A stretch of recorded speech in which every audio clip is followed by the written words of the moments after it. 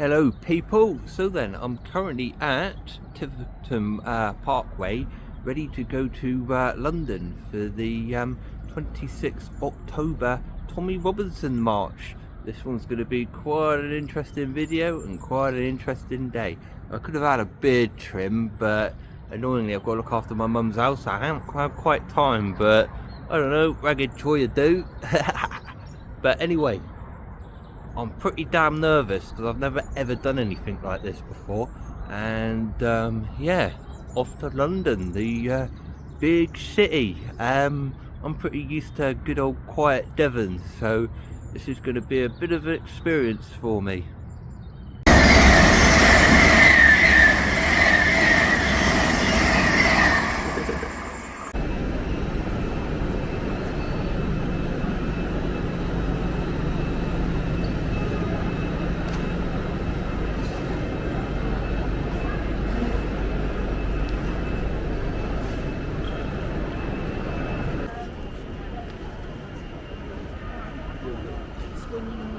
Lovely, looks like we're getting wet.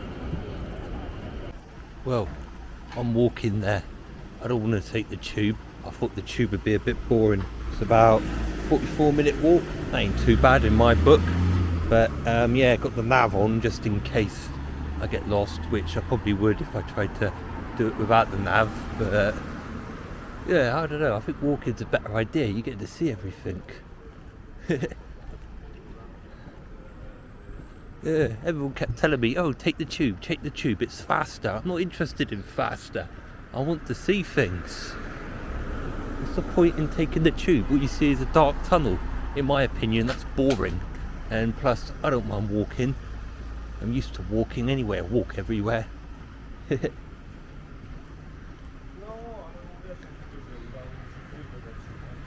Pigeons. Ponies.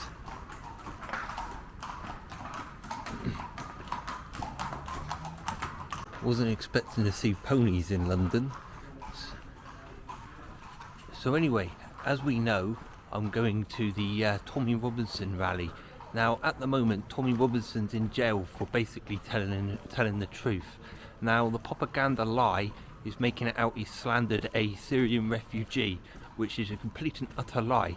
Tommy Robinson released a documentary basically showcasing a Syrian refugee apparently being bullied in school, which was a total lie. The Syrian refugee was threatening to rape the lad's sister or something, and basically they had a bit of a school scuffle, and yeah, it all got a little bit messy, and Tommy Robinson made a documentary about it, proving the white lad to be innocent, and of course the judge said you can't release the video, and he did, and now he's in trouble for it, basically for telling the truth.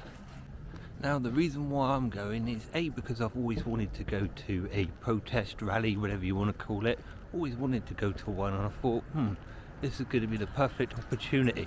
But also, the idiot we've got in power, the dictator we've got in power, as I said, he's a complete and utter idiot and unfit to run the country. And jailing people for putting comments on Facebook, YouTube, whatever, absolutely deplorably disgusting. As a taxpayer, I'd rather see people go to jail for proper crimes, like the usual, not for putting a stupid Facebook comment on. I mean, apparently the prisons are meant to be full, but there's enough room for people who put Facebook comments up. Flipping ridiculous, isn't it? But, yeah, I don't know where I am at the moment. Somewhere. My phone knows.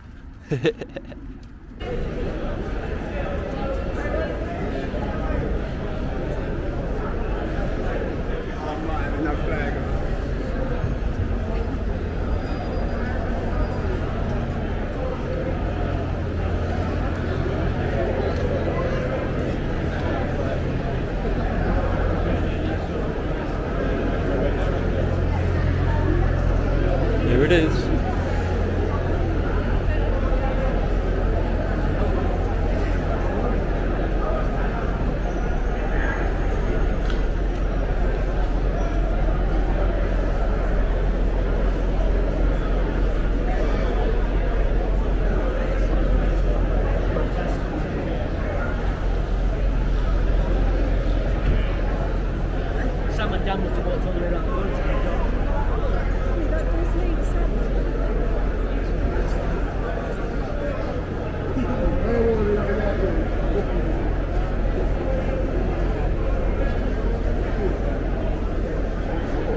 Sure.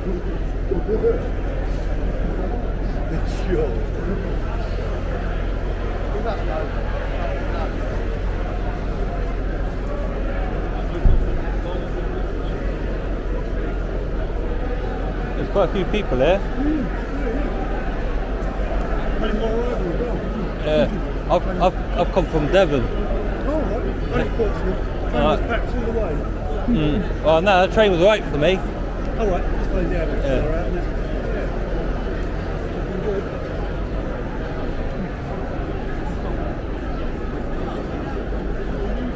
I've never been to a Tommy Robinson rally before. No, I mean, see what it's all about. Yeah, so yeah, that's why I've come to see what it's all about mainly. Everyone behave themselves, that's why they always say. Yeah, we've all got to be goody two shoes. Well, yeah.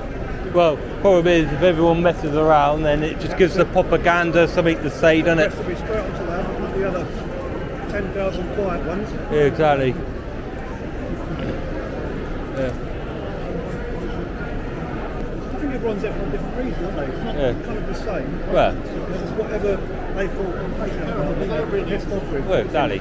Well, problem is, unfortunately, a dictator idiot has been elected as Prime Minister. It's like, well, I don't know, I think being locked up for putting a comment on Facebook is a bit of a joke. That's it, it's getting too extreme now, isn't it? Yeah. Another one go and that's assault burglaries. that's the sort of thing you see in Russia, isn't it? You know what I mean? Tax is not. Is it public money? I can't quite read the middle word. It's a British tax for the British people. Yeah. Oh, yeah. Tax is not public money. British tax for British people. Yeah, I totally agree with that. The government spend too much taxpayers' money on things that shouldn't be going on. And that started with that stupid Tony fucking Blair. Enough money for, the nurses, pay rise. Yeah, exactly.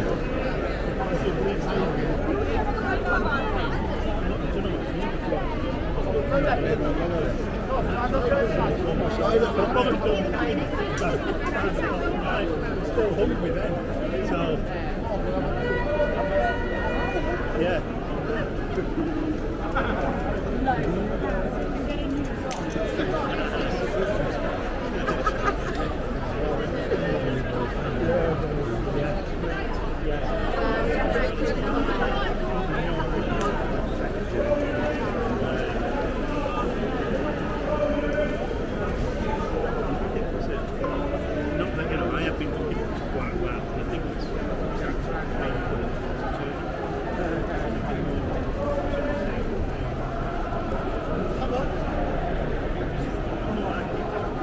An Israeli flag over there.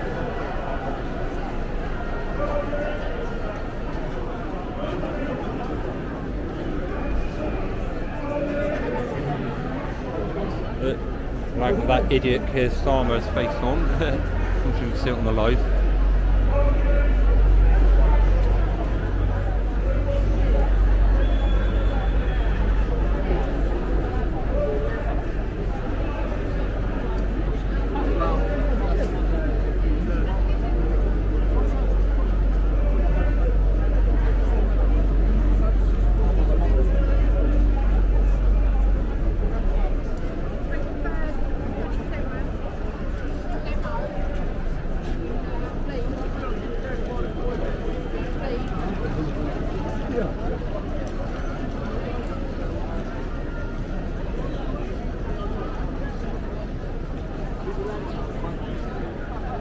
I say, it's time for the government showed history and the British public some respect.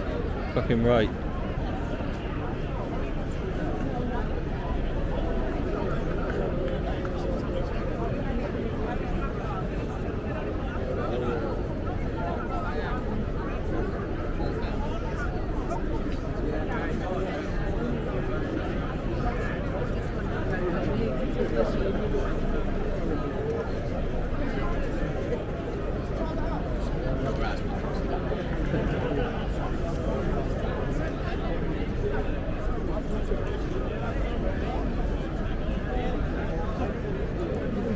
That's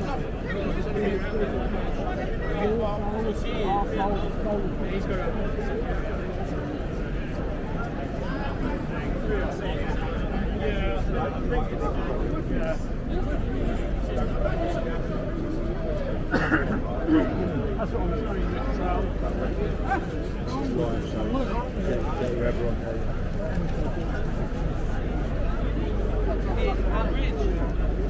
Welsh flag.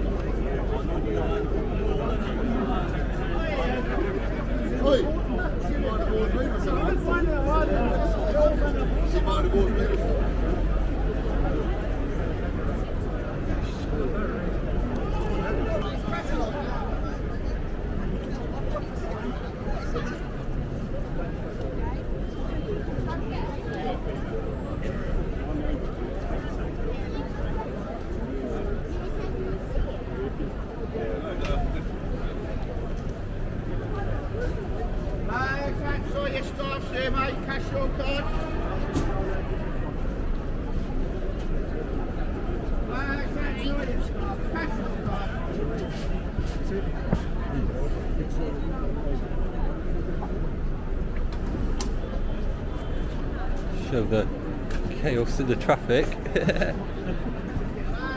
This is what Keir Starmer caused.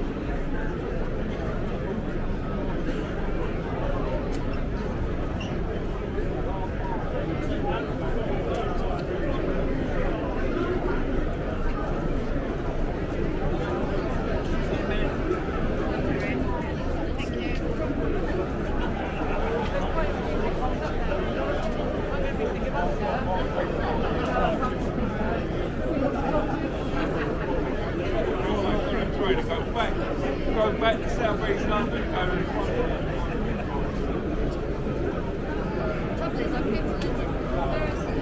Well done for coming down. I mean, I would know.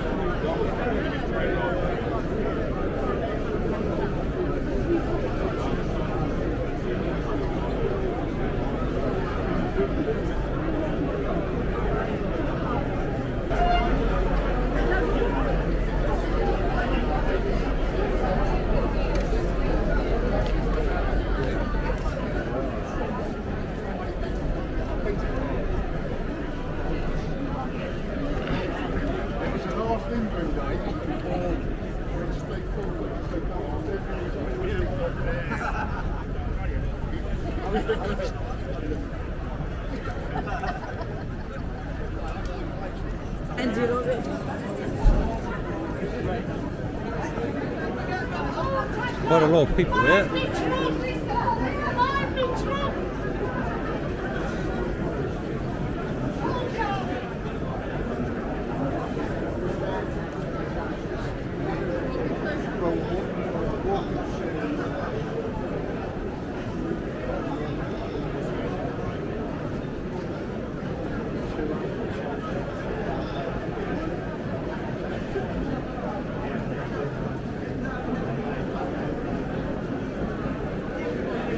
In the crowd, shall we?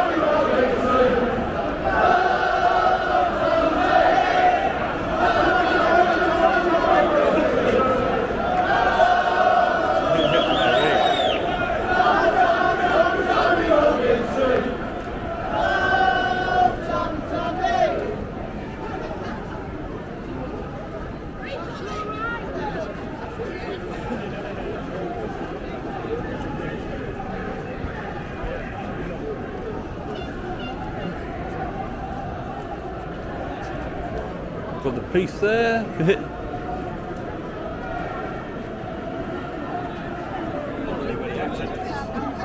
Actually, less police than I expected. Not bad, not bad, not bad.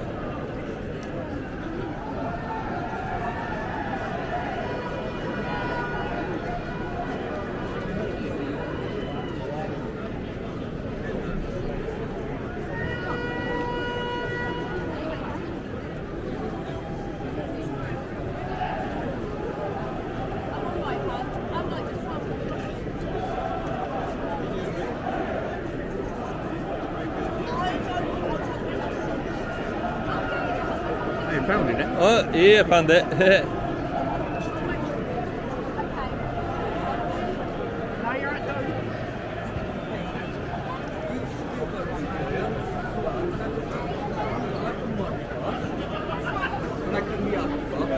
Yeah, be keeping safe. I don't want too much trouble. Just want to see the trouble.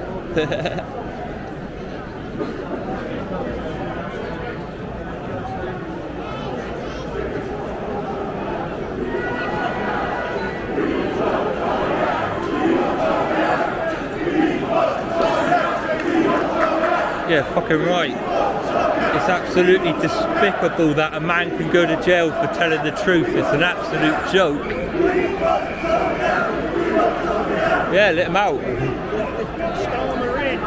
Yeah, and Starmer in jail. Yeah, you bang on right there, mate.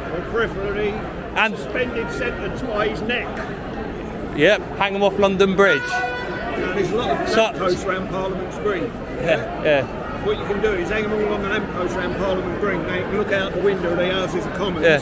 and see what they're going to end up with as they keep betraying us. Yeah. It's called a deterrent, isn't it? Yeah. One of my mates said you should hang them all off London Bridge, and he's dead now. But I think start with Tony Blair, hang them all off London Bridge. Tony Blair, yeah. Hanging's too good for him. I always thought we should hang them, but I think no, we should make them utter poverty-stricken, take everything they've got and have them doing the dirtiest jobs possible for the rest of their lives. Yeah, that does actually sound better. That'd be that. And for the rest of their lives, they'd be in the misery they've created for us. Yeah.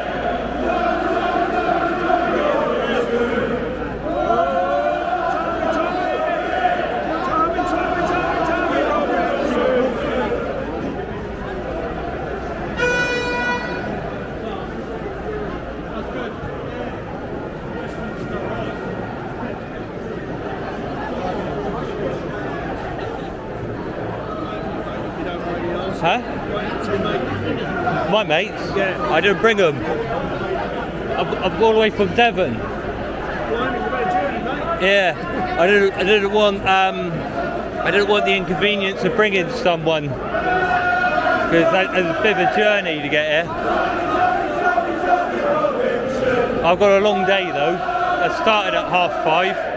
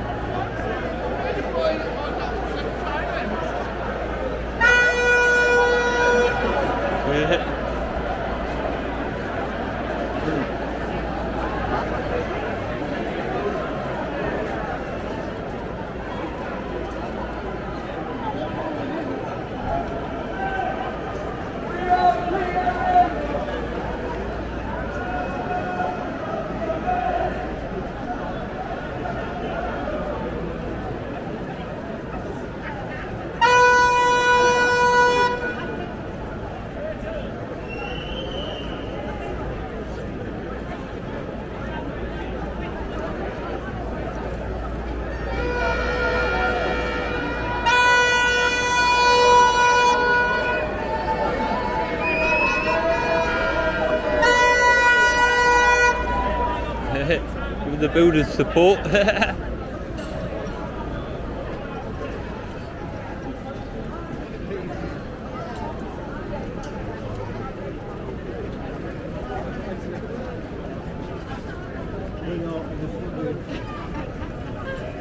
I've worked there.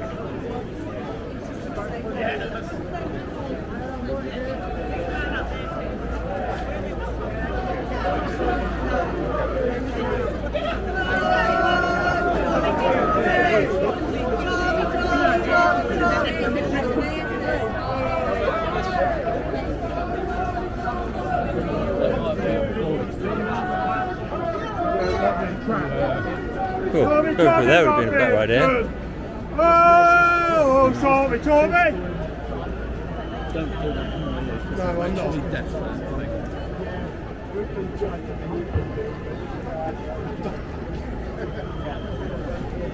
We're being controlled by the police. It's not the stewards, it's the police.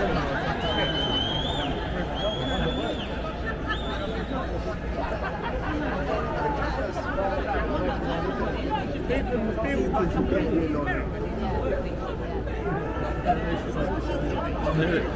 Builders again. I've seen people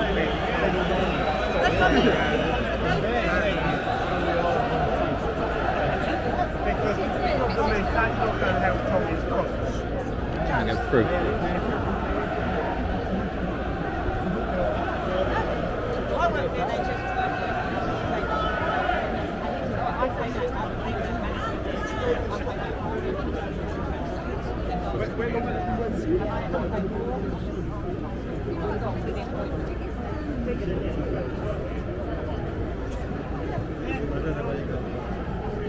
I thought about trying to we're going to end up mixing.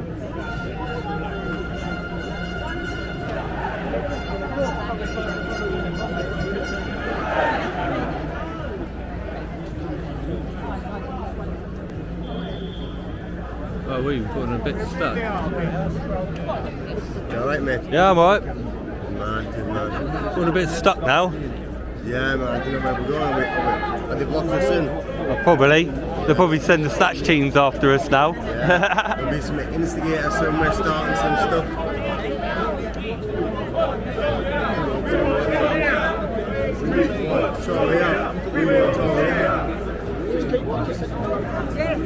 And then he says, and they all start laughing. He says,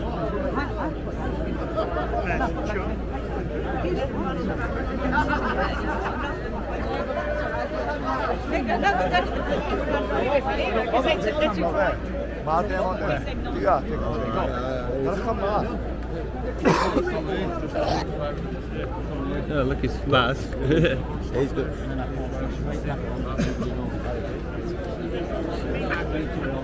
Have you ever been to one of these before? First time? Oh, first time for me as well. Yeah. Do they normally block you in for that? Because the other ones are trying to get those. They don't want conflict. Oh, right, yeah, they don't want a conflict. Tifa just round the corner though. Huh? They're just around the corner. Oh, right.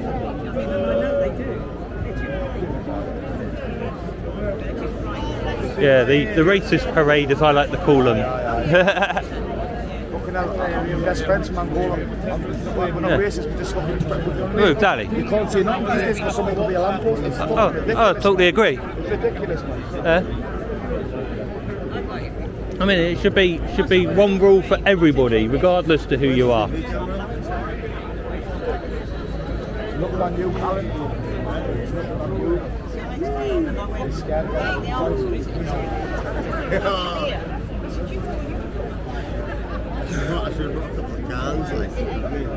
Yeah, if you stick in Tommy Robinson into Google, all you get is the anti-protest against it. You don't get what them do though. Yeah. Because all the rest on their protest doesn't go on. No. Nothing.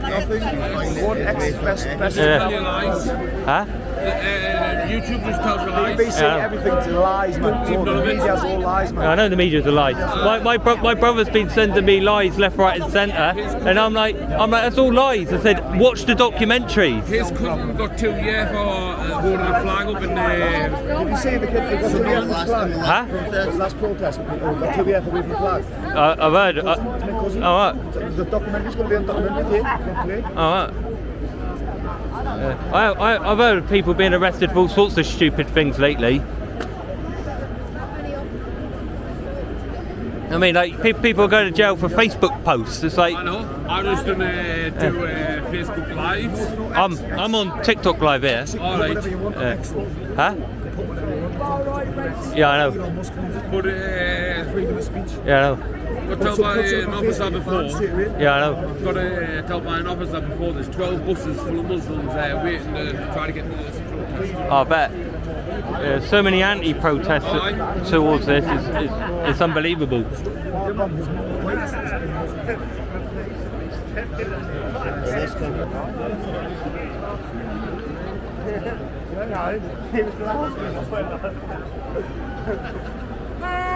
Tommy, Tommy! Tommy, Tommy, Tommy, Tommy Robinson! Tommy, Tommy, Tommy, Tommy Robinson!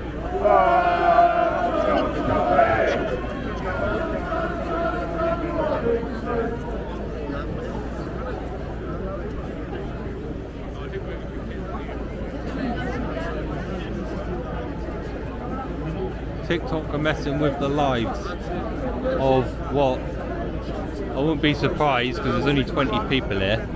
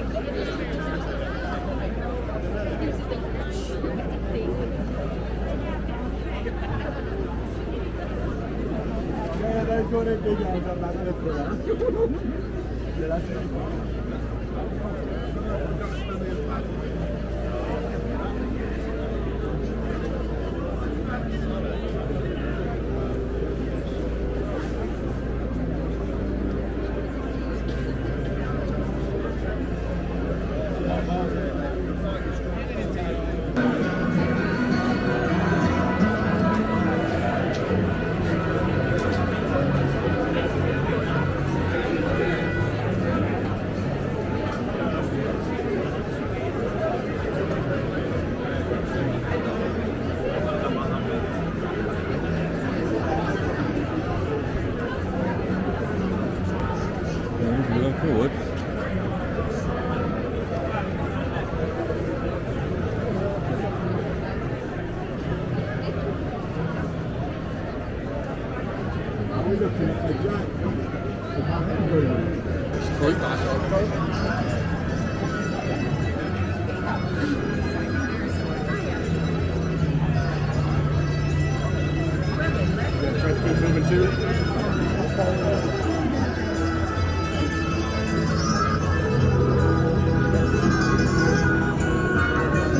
I won't admit, Al.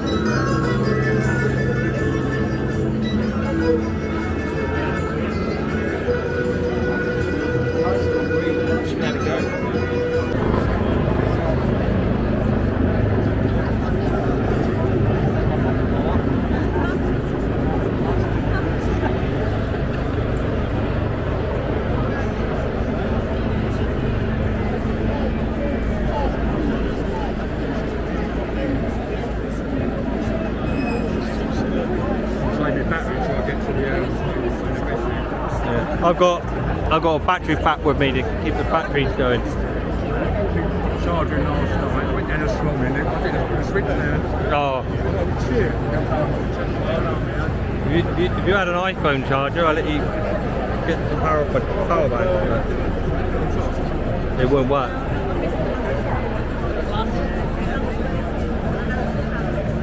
My spare phone, I've got my rubber on all my buildings. No, you're in it, all my phones been work, I don't want to lose that. For about 5 years of fucking all my building work. Exactly. This one with no SIM, just for the pictures, you know.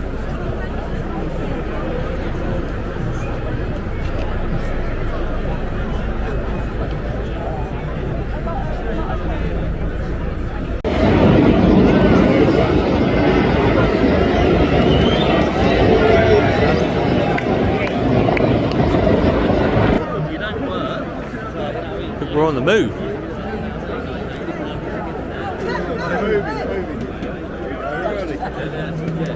So maybe they want to be there for something.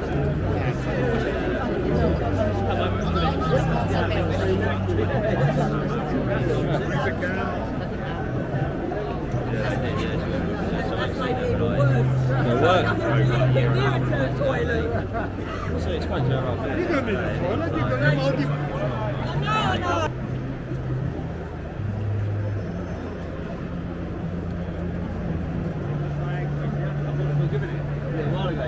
Some bloke just handing them out. Was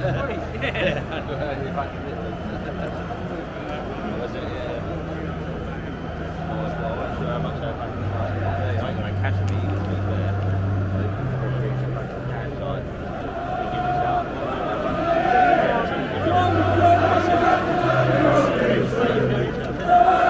Oh, Leon's here. Oh, mate. Tommy Robinson.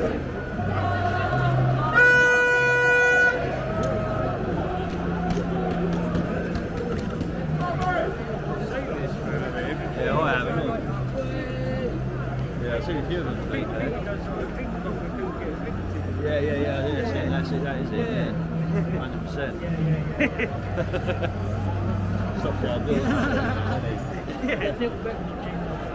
We're going to see plasticine.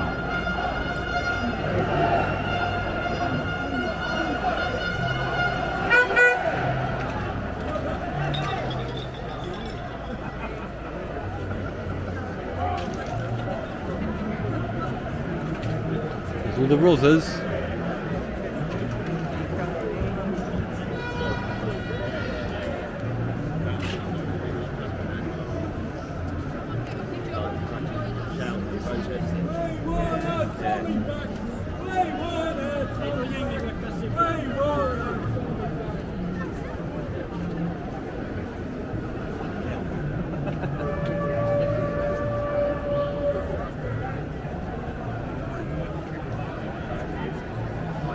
All the police, not bad. We'll have a couple of police just to keep the peace, you know what I mean? But I think it's been dealt with quite well.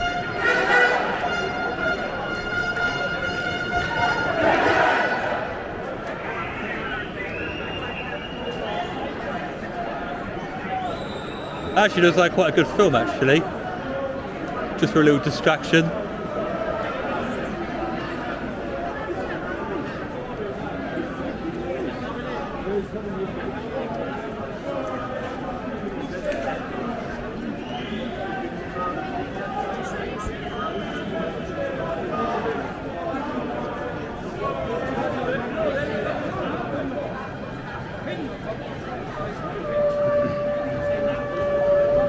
Those selfie sticks are pretty neat these days.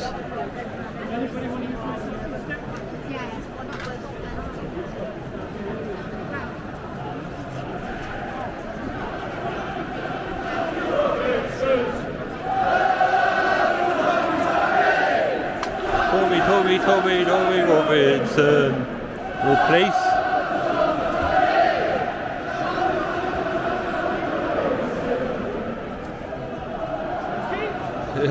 Police would be a good thumbnail, wouldn't it?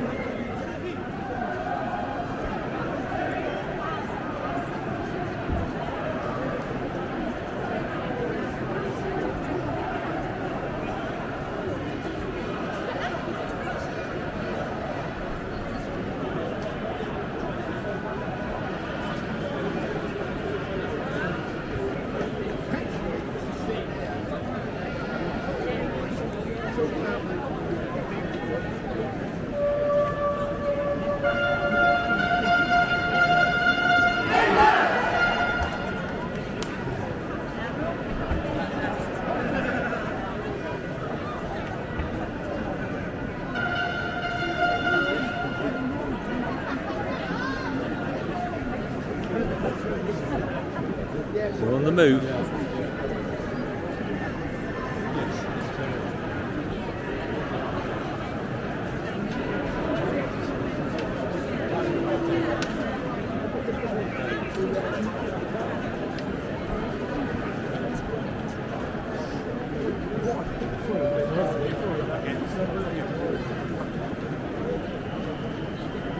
right back last time, weren't we? Fletch. We got the back last time. Sorry, mate. That's right, no problem.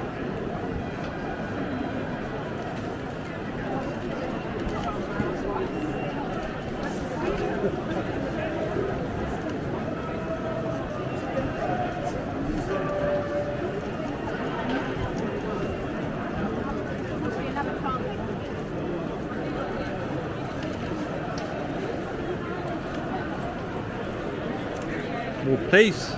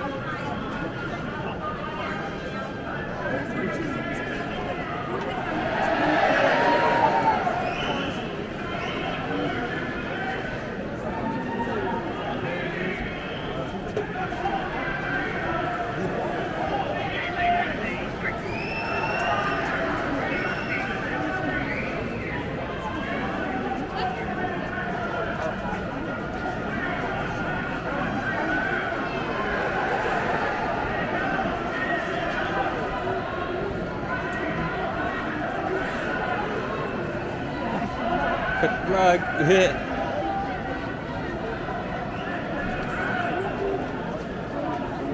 Yeah, so yeah, Cornish flag.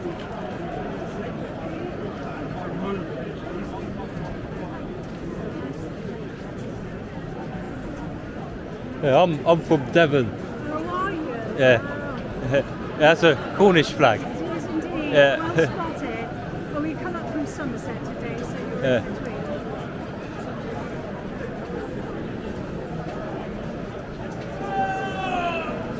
You should have a Devon flag. Huh? You should have a Devon flag. Yeah, I should have bought a Devon flag, yeah.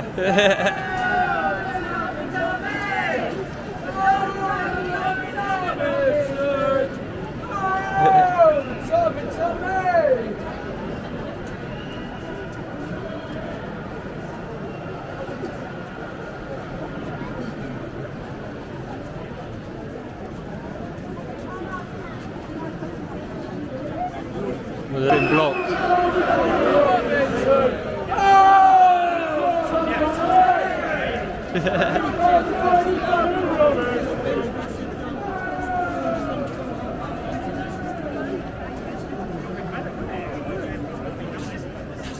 Nice to be on the move though.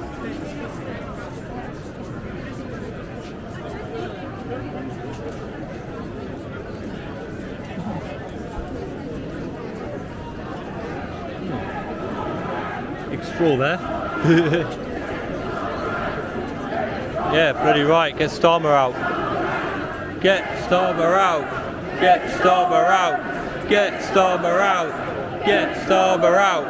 Get Starmer out.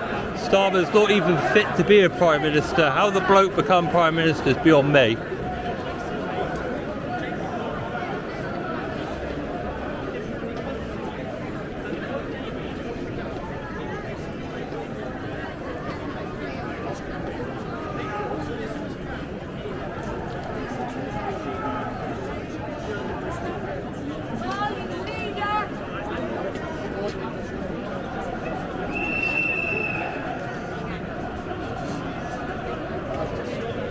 Oh, we get shot the bloke.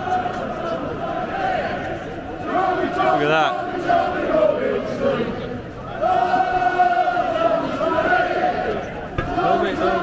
Tommy Robinson.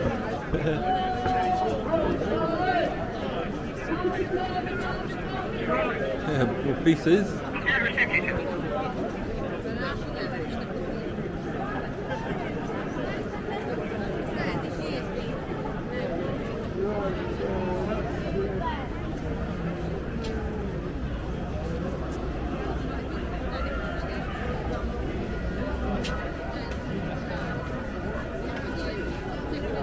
Keir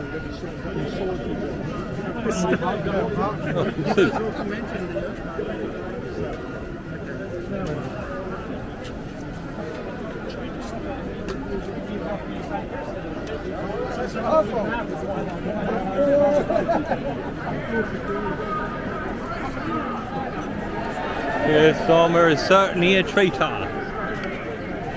Yep. Yep, Keir Starmer is definitely a traitor.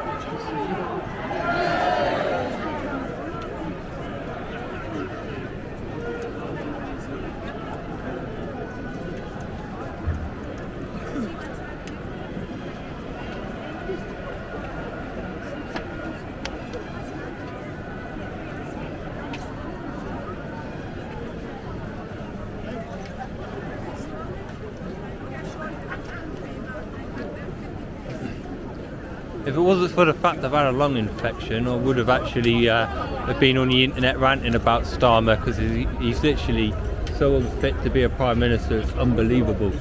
But nice building though.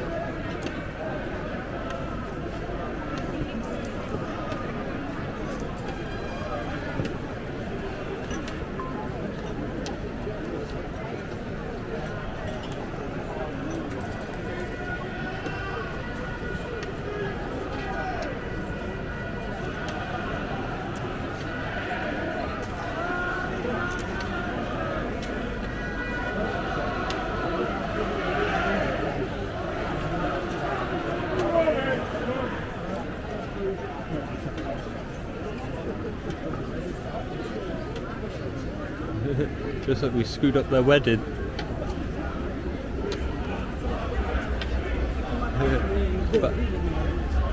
Bad day to have an event, innit?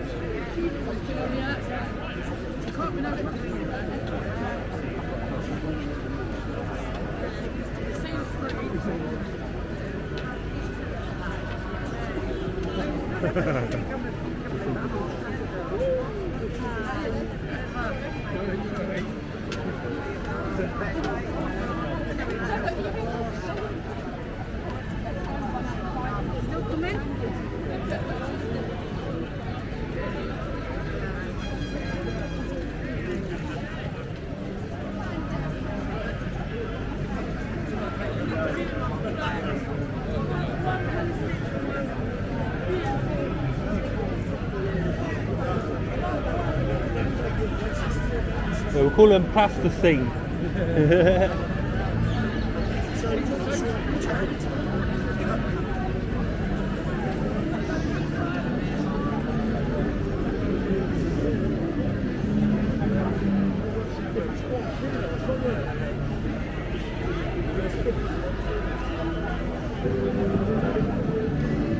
That's where that idiot Starmer boxes bullshit.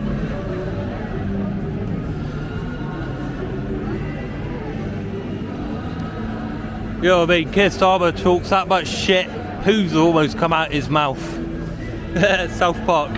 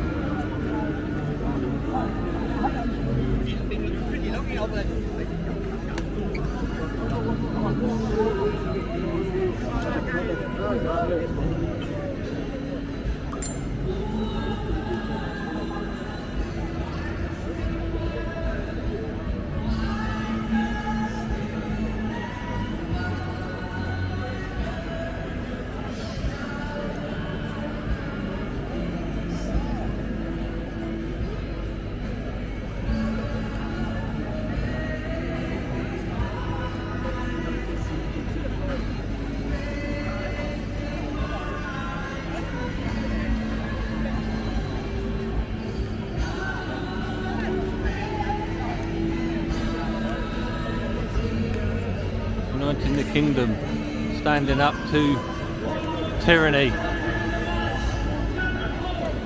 And there's the man himself, Winston Churchill, with an England flag in his way.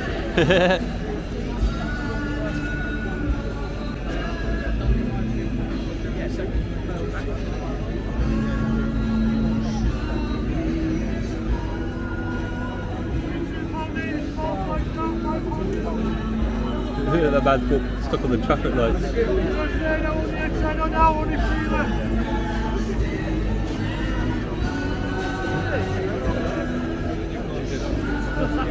Go get a bad shot.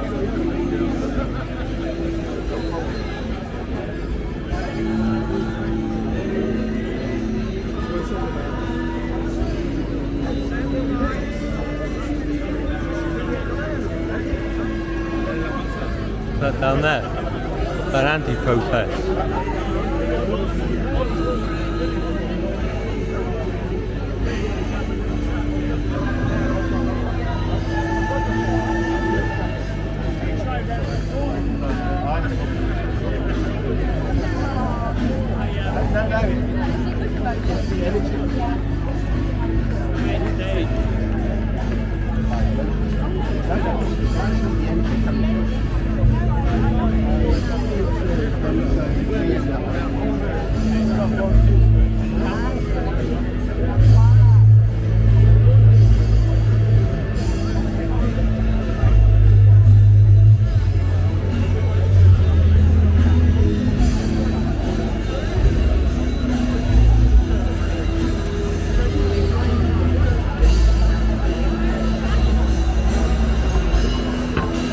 I get copyrighted for YouTube.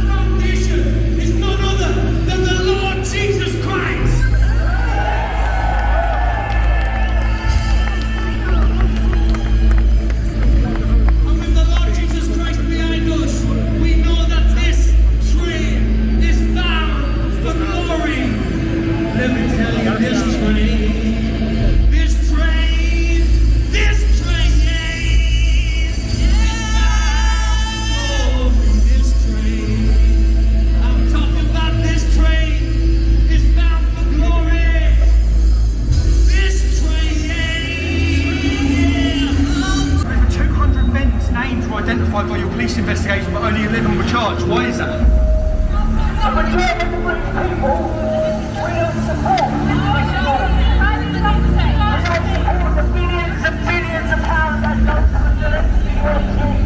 You trafficked young children, you were the kingpin, you chose who they were vote on. There's a percentage of people that you're injecting that you could actually be causing serious harm to. Does that not process in your mind? I have eyewitnesses who saw you taking envelopes of money off of Pakistani gangsters.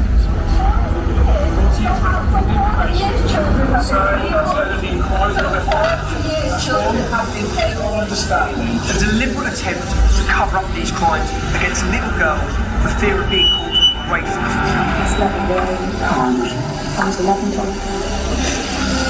Yes, there are 5 dead females at the hands of these gangs in Telford. They've had nominal processing, then they're shipped to hotels up and down this country. And as we've seen, some of them are living in 5-star hotels, some of them are living in bed and breakfast. Would you rape her after our mental station?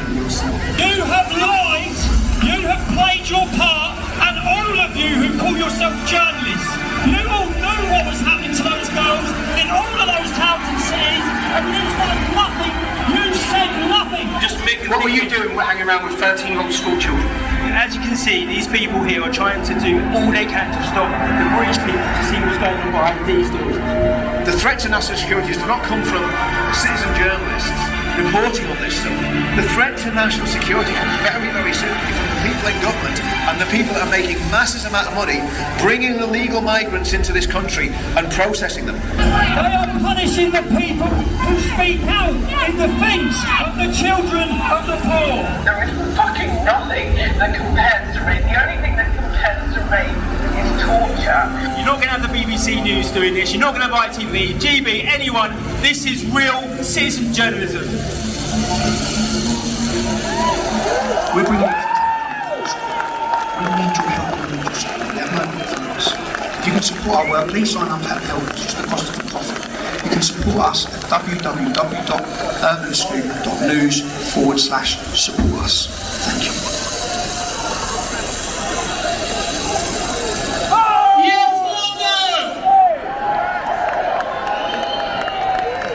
Man. This is an overwhelming scene. Love you. I love all of you. And you may have all been forgotten by Keir Starmer, as have I and us. But what we won't do is forget about each other. And let's start off with something positive, shall we? Keir Starmer is not my Prime Minister, is he yours? No! The one thing I would ask is if you bear with me a little bit, because I've been parachuted in to host today's event, and it is an event. This isn't a demonstration, this is an event of unity and harmony, and we're going to do this peacefully because it's what we all deserve. Let's remember why we're here. We all want change. And now under the Labour government, we've got to change the approach, because they're not here for us. And can I, 2 seconds. Can Charlie Healy come to the stage, please? You are scheduled in to sing. Now, emotions, I appreciate, are going to be running extremely high. This week, we've had poor Peter in jail lose his life because he was put in there for nonsense charges and encouraged to plead guilty. Yeah, rest in peace, Peter Lynch. And let's make sure we do him a good turn in his family tonight. Come on! Come on, yes!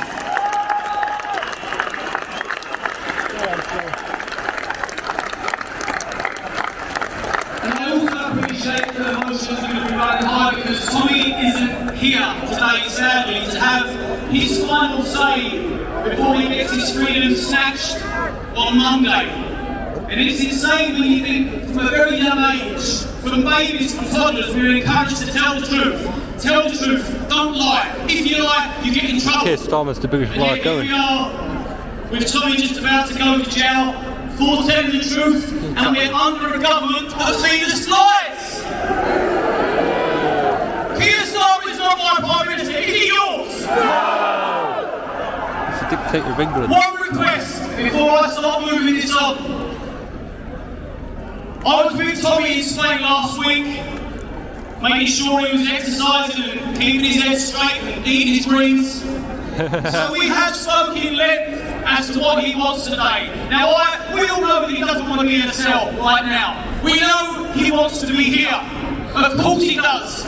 But I also know that he doesn't want anybody to feel sad because he made the decision to air the documentary and he done it with pride and kahunas. But what he will also want is for everybody to play the game today and do it right.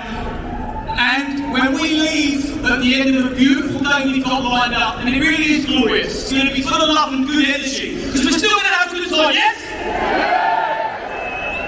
And then when we disperse, we got to do it in mind that there are going to be people that are envious of us, because we are all together as one. And they will try and prod you and provoke you, and they want a reaction from you. Don't give them what they want. Do not let the mainstream media report lies or one little misdemeanor tomorrow, so all this goes to waste. Look how fucking lovely this is! I'm going to be back and forth. If you can be kind to me, I'll try and be kind to you. But no pressure. But Tommy did ask me, if I end up in jail, will you step in and host the event? So I'm here as a friend to Tommy, to the team, the country, and every single one of you.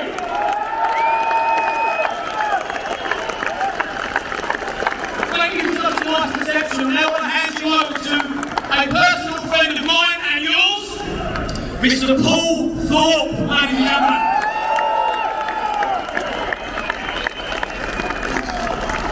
Wow, how do I follow that? How do I even start? I've been stitched up. Guys, first of all, thank you so much for coming today. As Liam said, it is a celebration of no teach with sadness. When I was growing up, I was taught that story about the greatest leader this country was ever blessed to have, Winston Churchill. God rest his soul. That generation was lucky to have a leader like Winston Churchill. But today we are also blessed. This generation is also blessed to have a man that stands tall, that stands proud, that stands for the British people. And his name's not Winston Churchill, his name is Tommy Robinson.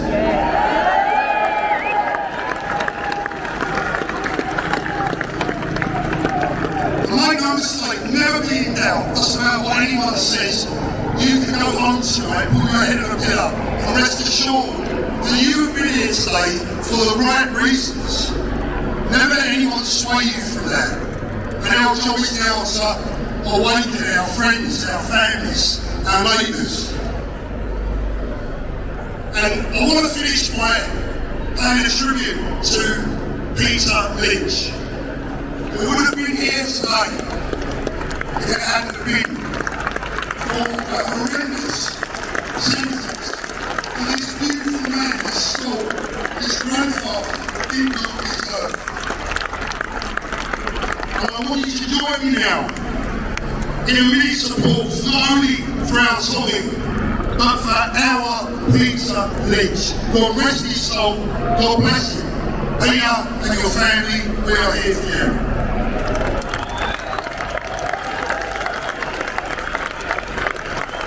Let me introduce the next speaker. As you written, to yours, brother.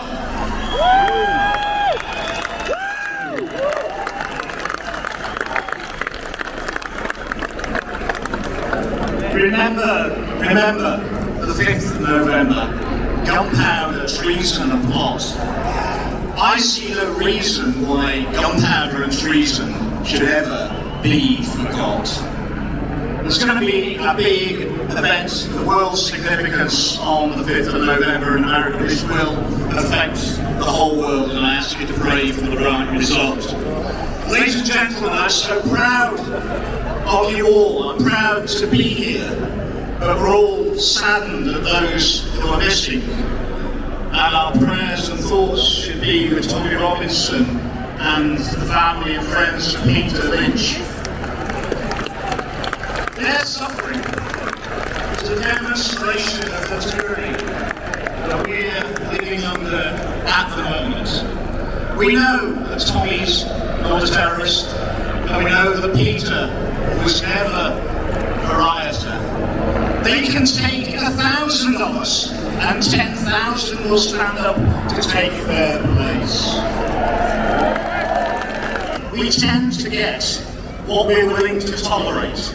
Well, the world, the good people, the freedom-loving people, will tolerate this no longer. I've often been asked why I wear a paperclip on my lapel. Well, 2 years ago I spoke at a conference in Norway, and in Norway they call them blinders, they blind people together. And they told me they invented the paperclip just before the Second World War. And during the German and the Nazi occupation of Norway, the Norwegians wore the paperclip as a sign of resistance to occupation. It was punishable by summary execution by firing squad, but still brave Norwegians resisted. They said they had no one in Norway to speak in their parliament, and would I wear the binder when I spoke in our parliament and speak for them as well. The paperclip is a sign of opposing international oppression, and I'm proud to wear it for you and for the Norwegians. Thank you, sir. Thank you. Now, when we look at the mainstream media, they do their damnedest to divide us, put us in a state of submission by fear, and they don't tell the truth. And they try their best to divide us and take their little look around. We feel divided today? Here we go. Have a little look. Now, talking of media, the new media, the real honest media that tells you exactly what's going on without prejudice, the opposite side to the lying BBC Sky News film. The next one off the stage, the next man is Mr. Mayor Susie. Come on!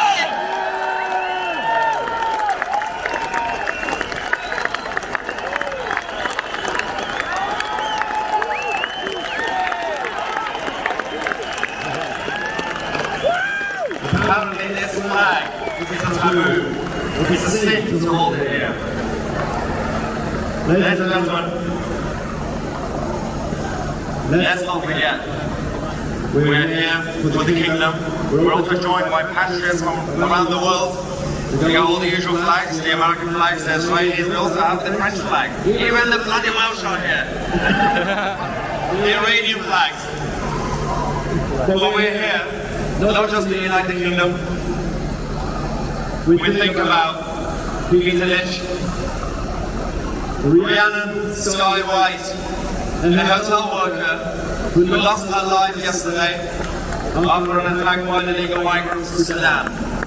We think of Tommy Robinson in jail right now. We think about the 3 little innocent girls in Southport who lost their lives. Now, the building right behind me, Downing Street, and the one over there, the House of Parliament, they think we're far-right anarchists. Just because we criticise the system. We criticise the system because we want it to be better. I am going to talk about the political side. But the fact that they are scared of you guys are far-right, unless they are scared and terrified of far-right grandmothers, and all the families and children, and again people coming from France and Canada and Australia. My mother apparently is also a far-right thug. She was saved by the British Embassy from Iran. She was an actual political refugee. She came here to give me a fresh chance in life. To what end? I now have to have private security because I get death threats. We're doing my job. We're doing a job that the BBC should be doing. We're simply reporting the news.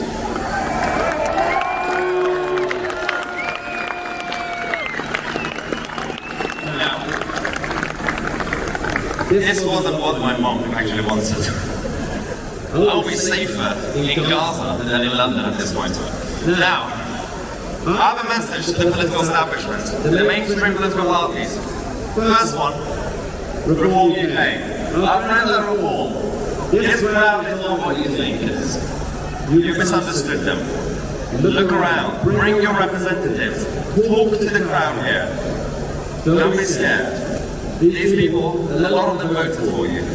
My message to the Tories, people are here protesting against Keir Starmer, but let's not forget, this crowd was not created by the Labour government.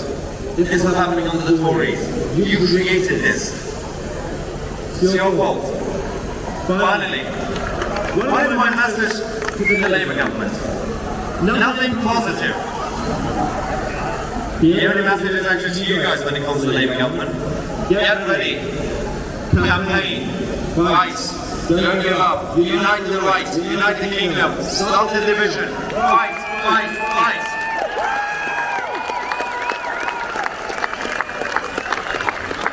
Final message to all the other patriots who come here to support the British public, the Americans, the Israelis, the French.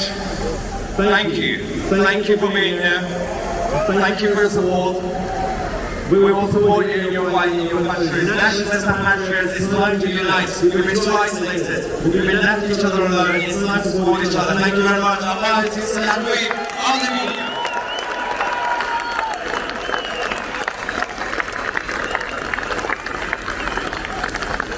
I'll tell you what, ladies and gentlemen, the next man, I'm going to refer to him as a man, despite the fact he's 13 years of age.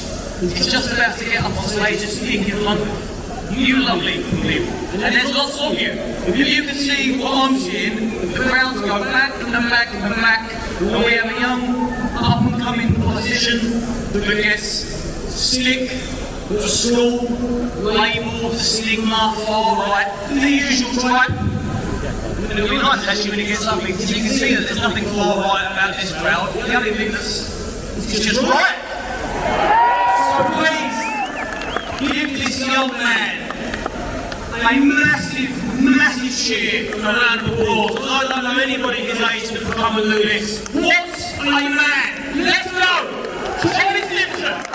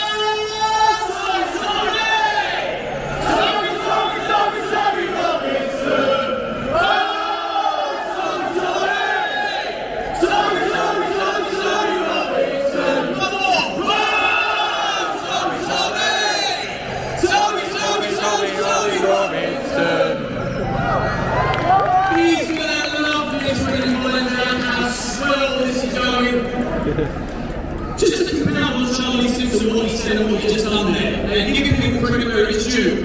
This is what we need more of. Giving people credit when they do, building each other up, being each other's brother and sister and friend, and encouraging each other to do the right thing all the time. Now I'm going to pass you on to Lewis and Vicky to forgive me, I think I've chosen to do this. And then from Lewis and Vicky, we are going to get Richard Ivanov straight after, and then he is going to show you Tommy's documentary. So I'll be back in a little while, but till then, have a glorious time! Come on, all the way from Germany like that. Hello UK, I'm Vicky, I'm living now in the US because I'm not allowed to be in Germany anymore because I'm fighting freedom of speech. I expose the hypocrites in Germany, in politics, and today we are all here for Tommy because he's a political prisoner for showing the world what's really going on all over Europe because this is not only happening in the UK, it's everywhere. It's in Brazil. I'm doing a documentary for a purpose here about what's going on in Brazil, and we have to stand together. Today is a very important day for the whole world. You make a sign, you stand up, and the world has to watch you and has to follow you. And in the fight for freedom of speech for our children, because our children have a right to live with freedom and have a right to grow up in a country to be proud of. You have to be proud to be British.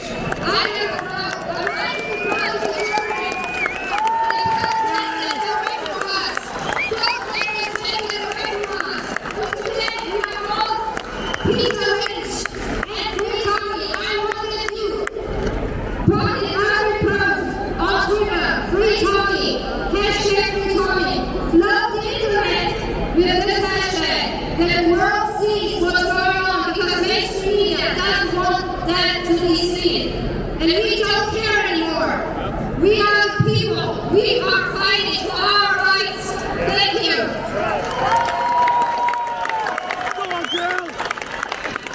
Hello, Great Britain. My name is Lewis. I'm the father of the beginning movement in Germany. I met Tommy 10 years ago, and since then we became friends, and we're actually going the same way. I'm facing the same charges. I'm still free, I'm a lucky one, but I'm facing an exile in a couple of months, so I'm not sure that I'm going to join you that soon again. But we have to stand together everywhere. All the patriots all over the world. We have to go our way, we have to fight for the freedom of speech. Tommy's in charge of it, I'm charged with it. So that's why. Support Tommy and support every people's movement in this world which is going to fight for the freedom of speech, which is a people's right. This is the most important thing. If they take away that from us, we are at the end.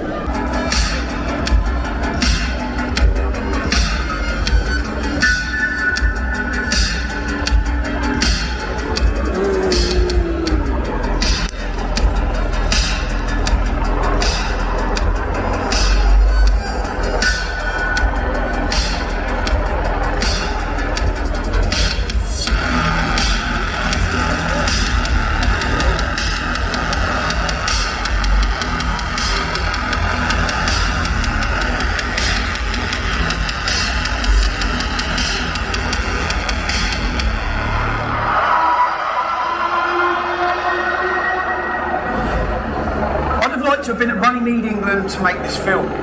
Why Runnymede? Because it's where King John was made to sign the Magna Carta over 800 years ago.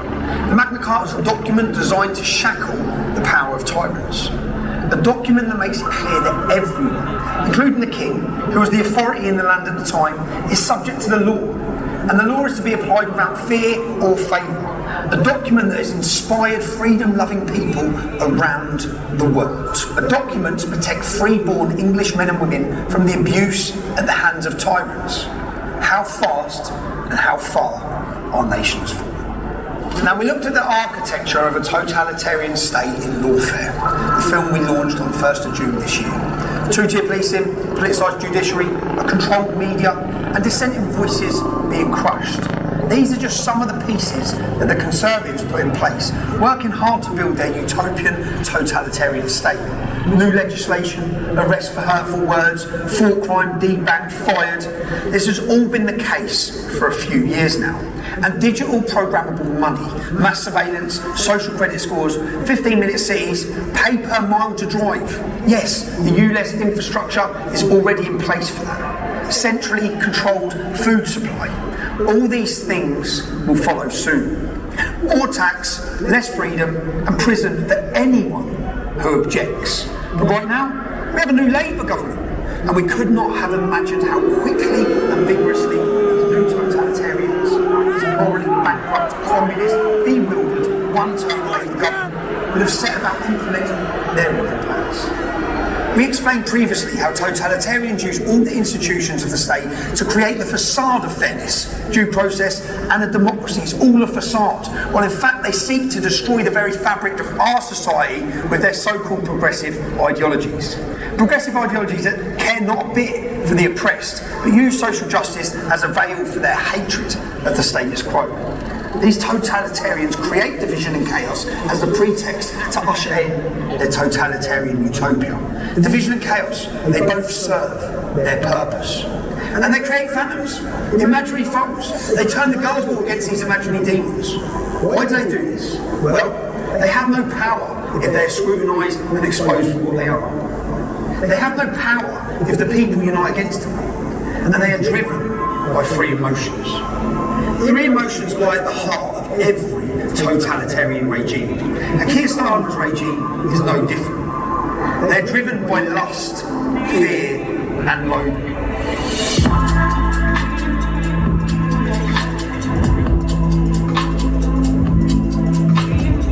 They're driven by lust, a lust for power. They will say and do anything to get it. They will say and do anything to keep it. This includes lying to us. We won't take away the winter fuel allowance. We won't raise taxes. They get elected, they take away the winter fuel allowance from thousands and thousands of pensioners on as little as £30,000 a year. But how can you justify it to viewers who feel like it is an attack on some people who've worked hard all their lives? They're not wealthy, they don't have money to spare, and this year, if it's cold, they're going to be looking at the thermostat and wondering if they can pay their bills. They had to do this to stop the economy crashing. That is a bare-faced lie. Just 1.5 billion was saved, while £21 billion was voluntarily spent on public sector pay rises and foreign climate aid. When Ed Miliband excitedly promised to decarbonise Europe by 2030, again, he has been completely dishonest. As Chief Secretary to the Treasury, Darren Jones, innocently leaked some time ago, the true cost is going to be hundreds of billions of pounds with an almost impossible transformation of infrastructure. There's a report commissioned by the Labour Party back in 2017, which forecast that thousands of pensioners could die, could literally freeze to death because of this change. If we have the money, billions every year, to look after people who are giving nothing to this country, why do we not have 1.2 billion to give money to people who are contributing?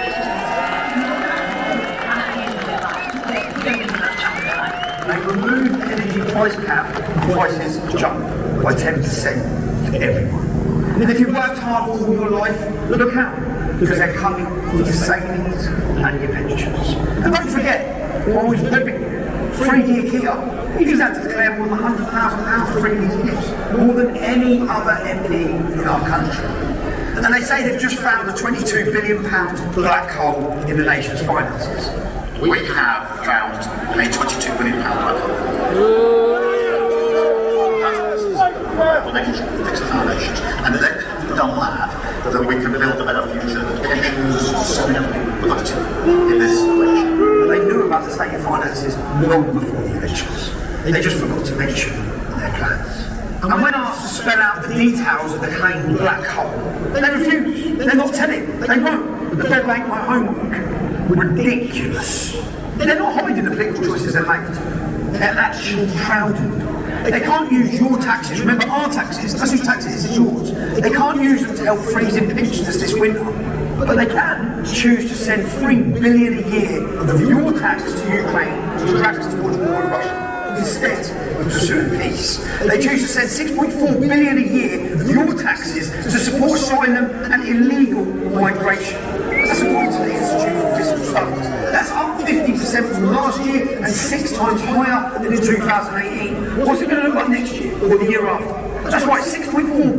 in support of unilateral cultural suicide. Angela Rayner has announced that she's abandoning plans to give British people, in brackets, who have paid their stamp or taxes, close brackets, priority council housing. We're going to allow migrants to get out. If you thought that wasn't bad enough, I love your response to this, because this sent me today quite literally over the edge. If you're a terrorist and you wanted to get social housing, you were going to be banned under Labour's manifesto. That's been reversed as well today. So what we're saying then is we're going to allow millions of people to come into this country and take away homes or whatever from British people who need them. And that is not racist to make that comment. That is an absolute proven fact. It is a proven fact, and that, amongst other reasons, is why people from all those deprived communities across the United Kingdom have been protesting against immigration for the last few weeks. They choose to give away 8 billion of your taxes on climate aid. That's giving money to other countries to help them for their so-called climate challenges. 8 billion of your money can't keep pensioners warm. They choose to spend trillions, yes, trillions of your taxes to pursue their own net zero wet dream, exporting our carbon emissions to China and India as we commit unilateral industrial disarmament and drive millions and millions into fuel poverty. Don't take my word for it. This is a co-founder of Greenpeace on climate change. I say they'll smash those gangs that transporting illegal migrants into the UK, costing us 6.4 billion a year. Round up, detain and deport illegal immigrants. That's what new Home Secretary Yvette Cooper has just promised to do. Well, do you believe the woman who held up a sign saying refugees welcome, closed the Bibi Stockholm and scrapped Rwanda on day one? Do you believe it?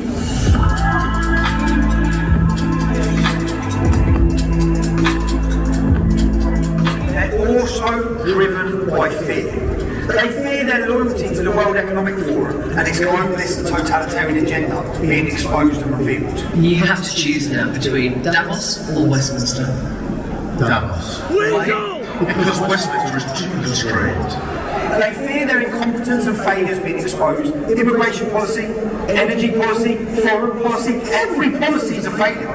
They fear losing power. And they fear Islam. They're bewildered. They cower and submit to the demands of Islam out of fear of what might happen if they don't. Assalamu alaikum, my name is Hutchinson. Salam alaikum. I'm speaking to you today to reinforce my commitment to protect every member of our Merseyside community.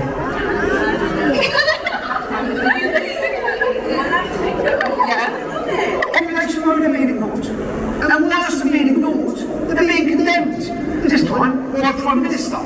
How on earth did he end up with this job? Everybody thinks mass immigration might not be such a great idea.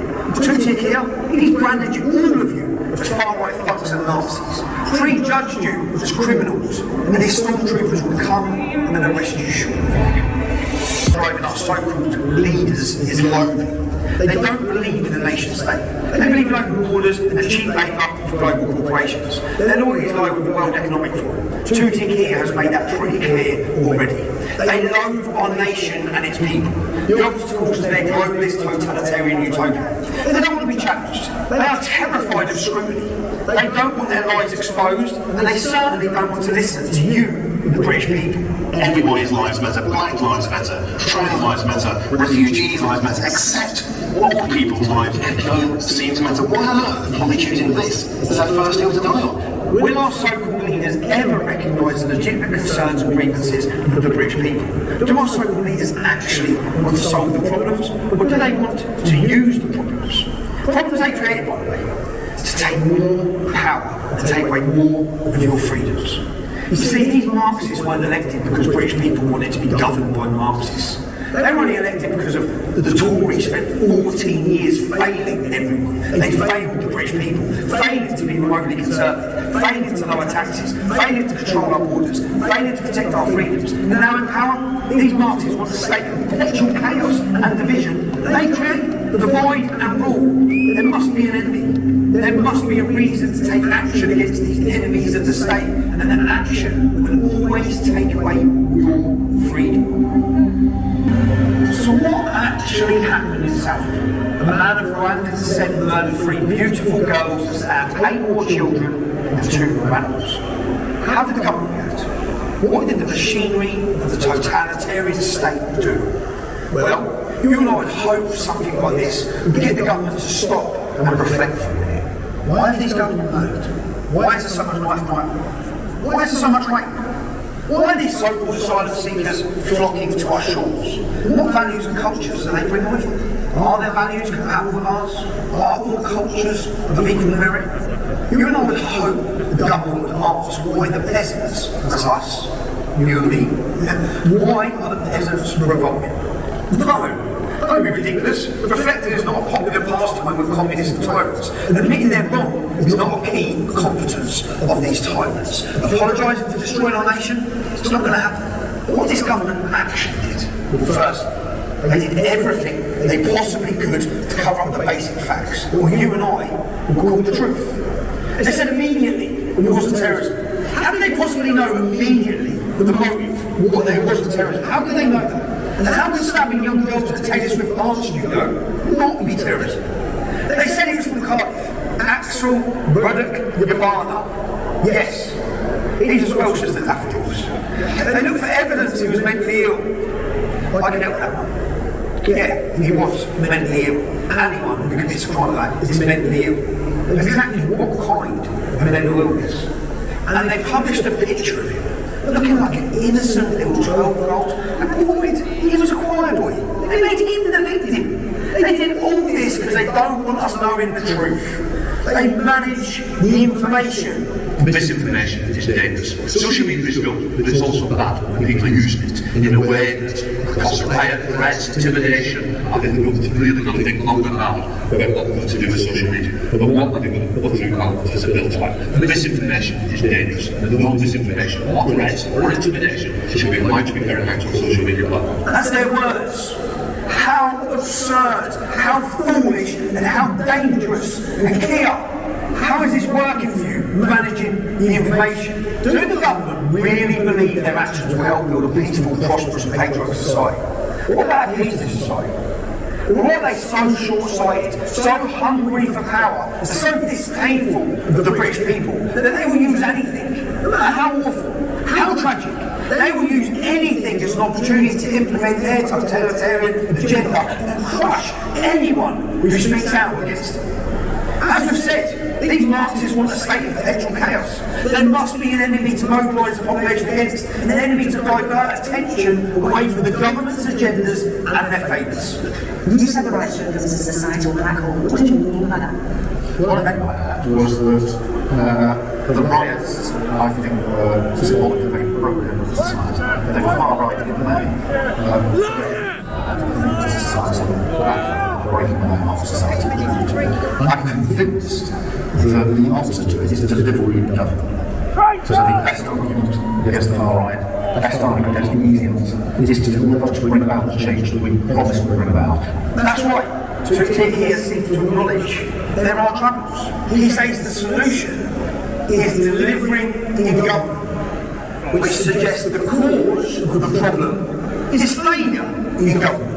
Well, I agree, Comrade Kia. And he says the far right, whoever they are, is the snake oil of easy answers. I think it'd be more accurate to say the use of the term far right to label concerned British citizens is the snake oil of a lazy government. And any anger which he labels far right is a consequence of a failure in government. We can't blame the Tories forever, Comrade Kia. Now listen to this. It doesn't matter what apparent motivation there is. This is violence, it is not protest, it doesn't matter what the motivation is. That's right. He doesn't care what happened. He doesn't care. It gives him the excuse to crush the dissent that terrifies him. The Tories tried very hard to manage the news about these murders in the South, and then lied and patronised the entire British people in the process. What two-tier Kia and his cabal of apparatus chicks did next is truly chilling. Everyone was angry because of what happened to those 3 little girls. The whole world was angry. My husband was then saying, the government keep letting them come in onto our borders. Kids are getting raped, filmed, what followed, things like that. They're taking all our NHS, they're getting rehomed. Everyone coming in is just being given everything. and then things like this are happening in our country. So what is it exactly that your husband has been accused of? On the Saturday after self-report, he just put a status up saying the Darsby next, which is a hotel close to where we live, which have got immigrants and asylum seekers in there. They were getting rehomed. So even it's citing that.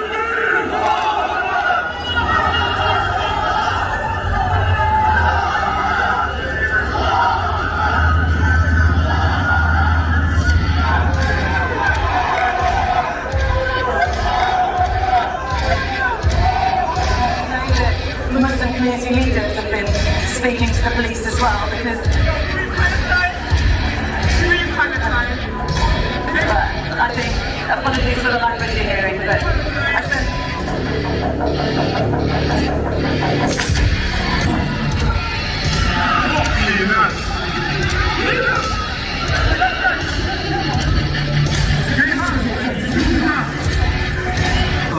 Here, you violent Muslim militias out on the streets. You lied to them. You created this facade of this far-right English Defence League roaming the streets.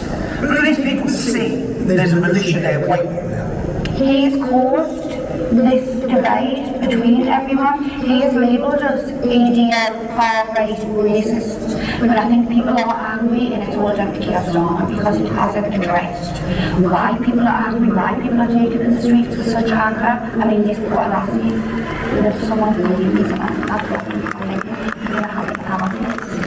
And anyone who's remotely concerned about mass migration and its impact on our way of life will channel in that charge retweet. We would all better shut up for the sake of diversity. Of course, before the population would blink and without them even realising, the headlines and the news all focused on the imaginary monster, the imaginary far right. And everyone has stopped talking about the slaughter of innocent kids. It hasn't been mentioned again. It was totally forgotten. It was a successful government ploy. For me personally, they're working to blame me for the trouble. We've heard you from a lot of the far-right figures is that these protests that we've been seeing over the last week are not about extremists, they're about ordinary people just having their say. Here's an example, and it's not the only one. The man known as Tommy Robinson. And probably the most influential investigator of all is Tommy Robinson. For this to be hijacked by people lying on Sundays in Cyprus. There's no truth in that. Bring the case against me. Bring the evidence.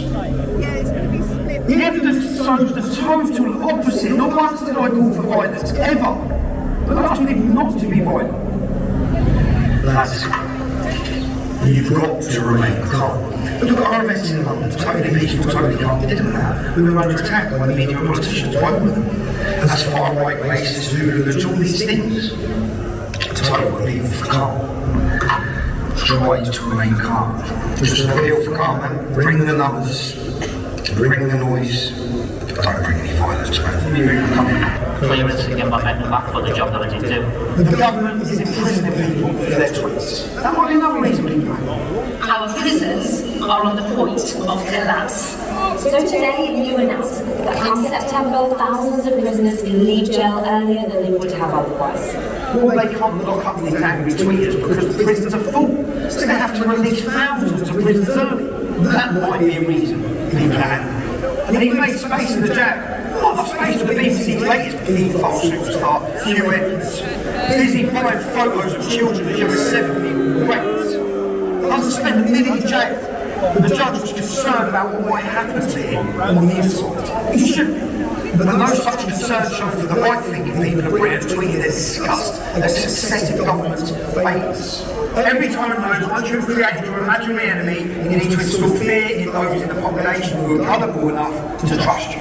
A number of people still trust you and your government, which is great. And so, in collusion with far-left activists like Nick Lowes of Local Hate, and that's not hate. It's a good name. But they appear to me to be driven by hate, not hope. We're in collusion with them and the legacy media. The story is pushed that 100 riots are planned across the country. It's all a lie. And this was one of the potential protest sites for the far right on that list that was circulated on Telegram. Of course, it was a lie. There was no riots planned. 100 demonstrations weren't even planned. Nick Bolton was clever, and then the lie was funny. The government knew it was a lie. However, Hay knew it was a lie. The papers knew it was a lie. They didn't stop to consider whether it might be. But the lie was not about if you're still in the police when you still worked out. But when are you going to arrest Conrad Lowles for spreading false rumours and inciting racial hatred? So Lowles doesn't get arrested for his lies. But Bernadette Smothroff, the Cheshire businesswoman, who sent an erroneous tweet about the Southall murder, she was arrested. She was held overnight. They're not released, but she was bailed, pending further inquiries, which have since been cleared. I had expressed my views on the state of the country and its failure to protect its citizens, and that is still legal. But it is very clear that a vocal part of our society wants the opinions of ordinary people like you and like me suppressed. They say they support free speech, but they will only speech they agree with. They say they support dialogue, but only the dialogue that agrees with their worldview. And they say they want equality, but they don't mean for people who think differently to them. Now, we've had nearly a year of violent anti-Semitic hate marches on the streets of Britain. The legacy media describes them as largely peaceful. Citizen journalist footage suggests that's a lie. Listen carefully to what this guy here in the room says in a moment. Did you hear that? We are ready to kill you all. It is what the man said. Let's have a listen to the rest of it. Take a look at how the police respond. But the police stand there and do absolutely nothing.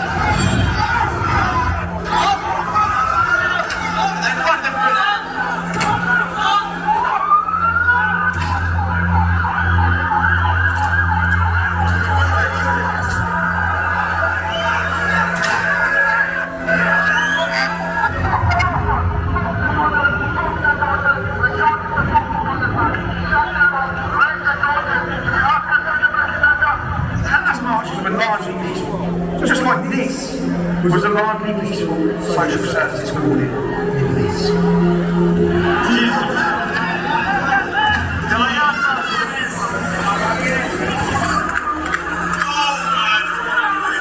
That's the police running away from Romani gypsies and Pakistani rioters in Hare's leads of a social services school to turn violent. Hamas marches were largely peaceful, just like this, which was a largely peaceful chat between our police and Manchester Airport and a largely peaceful Muslim family. By the way, these men, they were released without charge when a baying mob of Muslims turned up at Rochdale police station demanding their release.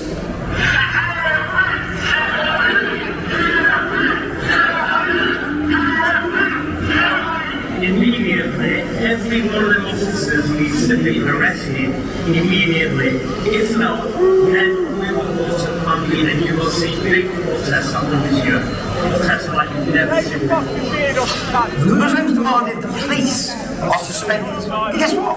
They weren't. The police suspended. And the cowering police are now focused on finding the person who leaked the CCTV footage. Total insanity. How the Islamic thugs who battered the police on camera, have they been charged yet? No, they haven't. And yet, the Hamas marches were largely peaceful. Just like the Normandy Carnival was largely peaceful. Here's the legacy media's headline. Last hour, thank you very much. an update that they've made 38 arrests and recovered 4 lives. And they said a man believed to be in his 20s has been stabbed. His injuries are not life-threatening. But overall, it's been a really peaceful and enjoyable day. So, no swift justice for the Hamas riots, for the Leeds riots, the Manchester Airport folks, or Nick Knowles, wonder why. And no swift justice for the killers of the Notting Hill Code. That was just a cultural celebration, of course. So we know the police treat different groups differently. No credible commentator would dispute it. In 2020, we had Black Lives Prefer the conventional media was more powerful with social media. It's, you know, there's not many great aspects to it in terms of the way people interact with each other, but politics is a bit of a plague. That's right. They call it disinformation. You and I, we call it the truth. And the legacy media, they've been a cheerleader for mass migration agendas of successive governments that have continually supported their open border policies. Just look at this. والله الشباب حدثنا في شهر كامل تسجل حسيت انه لو كنت في سوريا او بالاردن كان احسن صراحه يعني كنت لانه ظلم حدث الشهر. That's right. The people held up to us by the media as shining examples. They all turn out to be rapists. He says and does absolutely nothing about knife crime, jihad, Islamic cause, female genital mutilation, misogyny. He can't tell you what a woman is. He kneels from that right matter. I can't go on and on. They expect some justice for anyone who disagrees with him. Remember how they hate scrutiny? They can't allow their agendas and failures to be exposed. They can send this tweet, go to jail, go directly to jail. Enter the UK legally. Come on in. How's your trick? Have a 5-star hotel. And now listen to this. It's all everyone at far extremes. Their blood is in your cowardly hands to yell. You disgust me. You disgust Britain. Now every time I take twice to the war.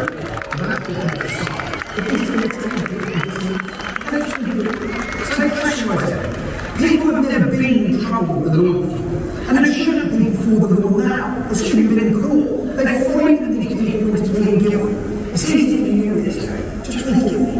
It's easy for your family. Just say you did it. It's a little opposition, like, what case happened? Do you know what I mean? He hasn't done anything wrong, but like, the judge just didn't want to hear everything she said. Obviously, some people have now been sentenced, shot, humiliated, whatever. What do you think the actual sentence? I think it's absolutely ridiculous. 3 years, 4 months.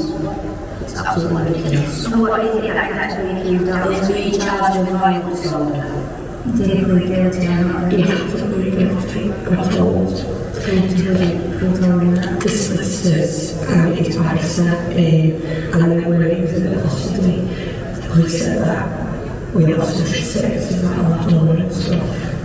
For his best interest, it would be to plead guilty to violent disorder, because if he then was shot and claimed 5 years, then he had no time to get off his guilty, but he's obviously Jack's fault, and I'm already missing out on daughter's Christmas, our birthday, everything, so he couldn't be guilty there. Where she is and where she's leaving, and my heart just, I had to stop looking at it, because if I'm trying to get better vibes, I've got to get really early work. And I check to find my friends and I can see that she's still at work. I'll then stay up and then I'll follow her all the way home. And it's heart-wrenching, because then you see it not stop.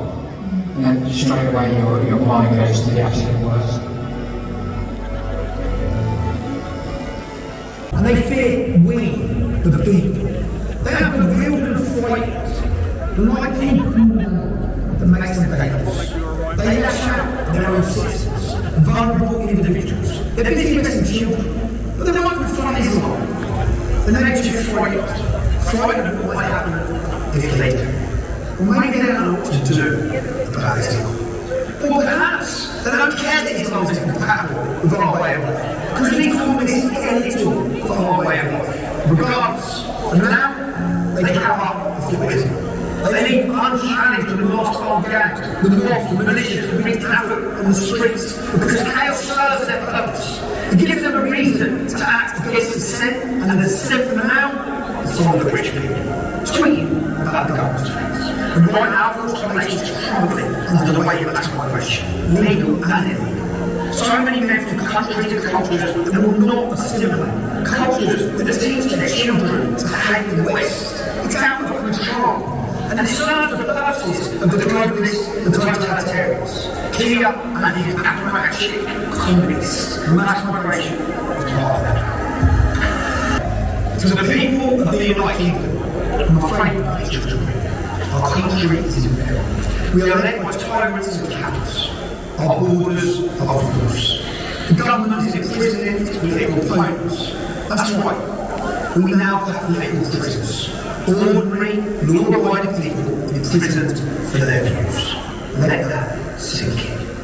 We all need to understand that the freedoms our forefathers fought for, the cultural inheritance with which we were blessed, neither of these things, our freedom or our culture, neither is guaranteed. We are only ever one generation away from tyranny. We have never had to live under a fascist or communist regime. That isn't luck. People fought and died to preserve our freedoms. It's true to Kia, his Slavic police and his political judges with their kangaroo courts of summary justice, their failure to apply the law when it suits them. They are trampling on the back of the car. That document that shackles the power of authority, that shields all free-born men and women against tyrants and dictators. And as Thomas Fairfax declared, holding up the Magna Carta back in the 17th century. This is what we have fought for, and by God, it must be maintained. But the principle that lies at the heart of the Magna Carta is that the powers that be, they must obey the law, and they must apply it without fear or favour. All, including the members of the government, are subject to and equal before the law.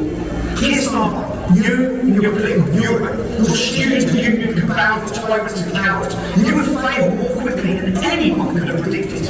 We have freedom of speech now. We haven't got freedom of speech. We've got to be real careful what you say to anyone and everyone. The UK is no longer. We are free-born English men and women. Your tyranny will fail. Sacrifices have to be made. The courageous political prisoners will know that. Men sitting in jail right now, and they know that. And this government will be held to account more quickly than they expect. The tyranny we are seeing now, it's been years in the making. Blair, Cameron, May, Johnson, Sunak, and now Starmer. They're all subject to the world economic masters and its totalitarian agenda. Years and years of sword scripts, controlling speech, and building it out, taking the freedoms. So, the hour is upon us. The time is now. Each one of us must take a stand. We must build communities of resistance. We must organise politically, conservative labour and independence. We must fight every globalist from power. We must reclaim our nation. This is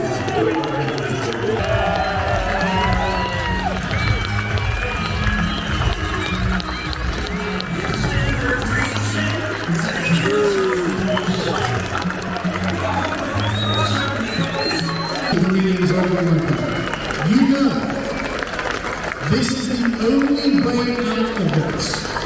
We must commit to parties that are for the people rather than for some external value, because they will turn that, as they are doing with the NHS, into an idol that will be lorded over you, and you will be constricted into its maintenance when it was set up to serve you. Thank you very much. Thank you.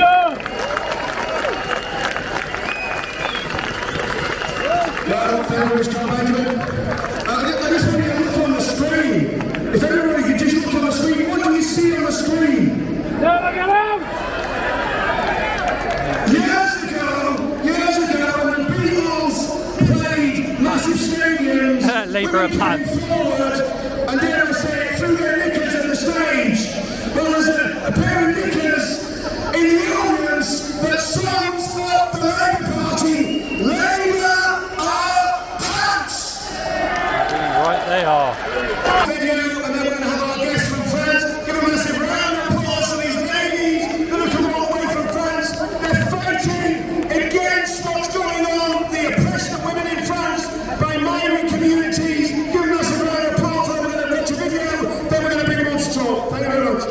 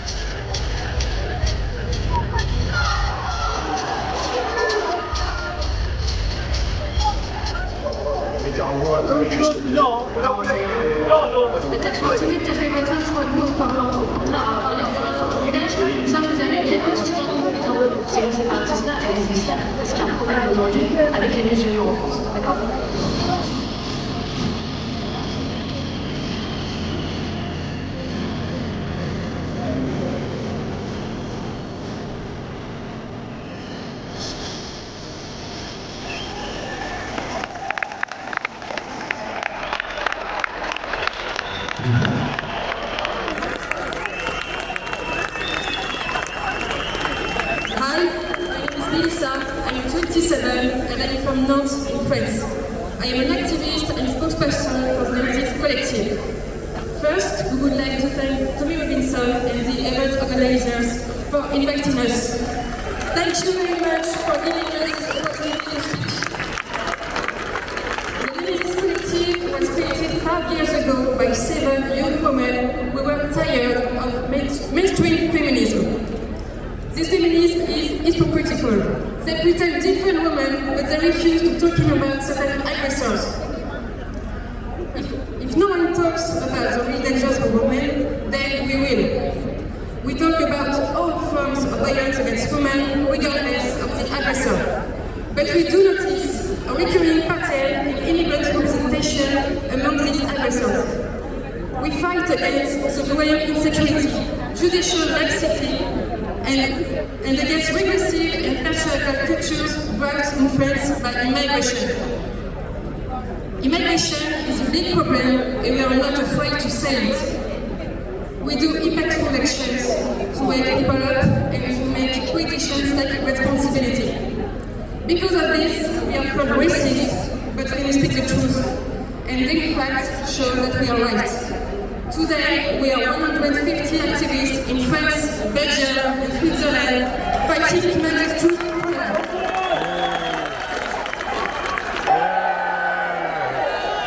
There you have it, Nigel. But the reality is that the next speaker, Mr. Richard Shaw, found out you can't do both. He stood for Tommy Robinson, he lost his position in reform. He stood on principle, and he stood for what was right. Give it to Richard Shaw. Hello. Well, I don't think you lot are as nervous as I am. I've never seen this many people before. Thank you all for coming out. Thank you. Now, before the election, when I stood for reform, I thought Tommy Robinson was a racist, because that's what the media had told me. And people were asking me during the election, do you support Tommy Robinson? No, I don't support racism. People say, he's not a racist. So anyway, I looked into it after the election, and guess what? He's not a racist, obviously. So, I did a video, and I apologised to Tommy, and I put it on Twitter. I never actually thought he'd see it, but he did, and he shared it. And what did Reform do? They kicked me out of the party. Yeah, they removed me from my position as spokesperson of Stourbridge because I had the audacity to apologise to Tommy. Now, I don't know about you, but I stand up for the truth. And Reform, they said they stood up for the truth. That was what they ran on. That was their whole principle, was that they were going to do politics differently. Hello. They were going to do politics differently. But they don't. Reform UK are just like the others. They're just the Conservatives with different branding. So, who are you going to support at the next election? I know who I'm going to support. Who here is going to support UKIP? Brilliant. That's what I like to hear. Now, later on, I know Nick is going to be speaking, Nick Tecconi from UKIP. And I just want to give him my unconditional support and say that what he's planning on doing with UKIP and what he wants to do with this country, I agree with. Sound good. Completely. It is time to stop the boats. It is time to stop illegal immigration. This is not about race, this is about culture, this is about the survival of our nation. So, I'm going to ask you one more time, who's going to vote UKIP? Thank you, everybody. Let's do this, let's save our nation. Thank you, Tommy. Free Tommy Robinson.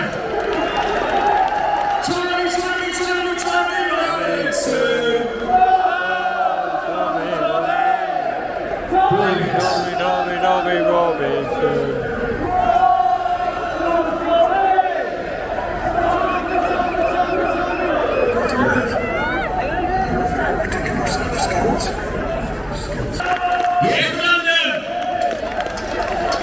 So, I've been watching videos on my phone of the other protests that are going on around London. They don't seem very happy, they don't seem very kind, they don't seem very peaceful, and they're all wearing face masks. Now, when I'm looking around at you lovely people, I can't see any hostility or aggravation, and I can't see any face masks. And do you know why? Because you're all proud to be here, and you're all proud of yourselves. Come on! And let's get us out of that mess. He's not going to buckle, he's not going to bend, and he's the next UKIP leader, Nick Taccone. So please put your hands together and give Nick a warm welcome as we do. Thank you.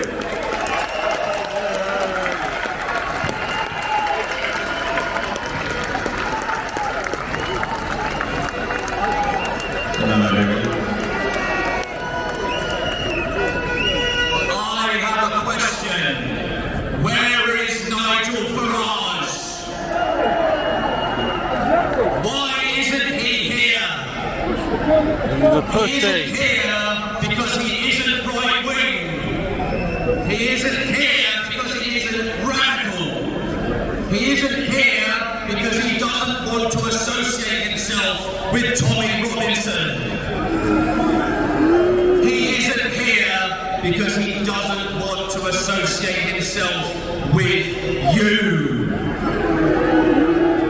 We all know now that Nigel and Reform are playing the long game. We don't have time for political games. We are in crisis. We need action now. Where Reform stumbles and shies away from the difficult conversations, UKIP will say it as it is. Detain and deport all illegal invaders. Detain and deport all Islamists. Detain and deport all migrants who are here to colonise. Detain and deport all those who refuse to assimilate. We are shifting the Overton window. You don't shift the window by playing the long game. It is a lie. You shift the window with truth, with courage, with bravery, with fearless leadership. You shift the window by saying it as it is and calling out the evil in front of you, regardless of the consequences. That inspires, that motivates. Ladies and gentlemen, you are more powerful than you know. You are the soldiers in this battle. You are not powerless, but who is willing to stand up and fight? I am recruiting community leaders who are ready to stand and ready to fight and take their country back.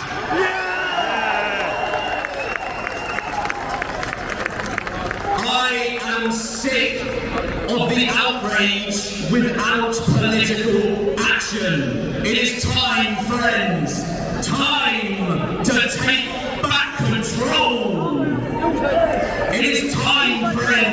to wake up to the reality of what it is going to take to make our families and those who shed blood to once again be proud of us.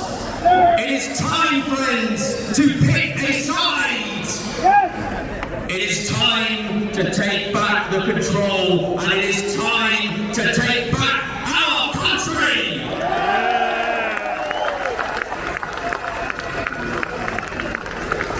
The communists, the Islamists, the Marxists, the leftists, these people try to silence you by smearing you. They use their fear and propaganda tactics to shut you up. It is now clear from our grassroots to our elderly, the vast majority now endorse our policies. The problem is they have never had a political voice brave enough to say it as it is. Well, today, fear no longer controls us, we control fear!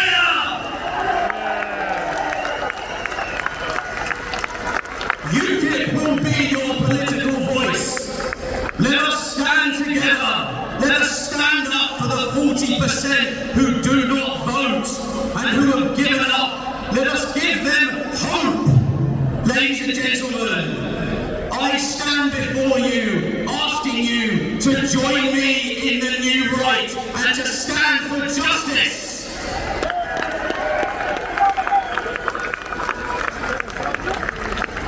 To the political liberal elite, I say this: there will be no mercy, there will be no diplomacy, and there will be no surrender. Let me make it absolutely clear to the liberal elite traitors: UKIP is coming for you, and we will have justice for your crimes against the British people. Friends, let us talk solutions. Let us rid our nation of communist parasites, of the Islamists, of the migrants who are here to colonize, and of those who refuse to assimilate.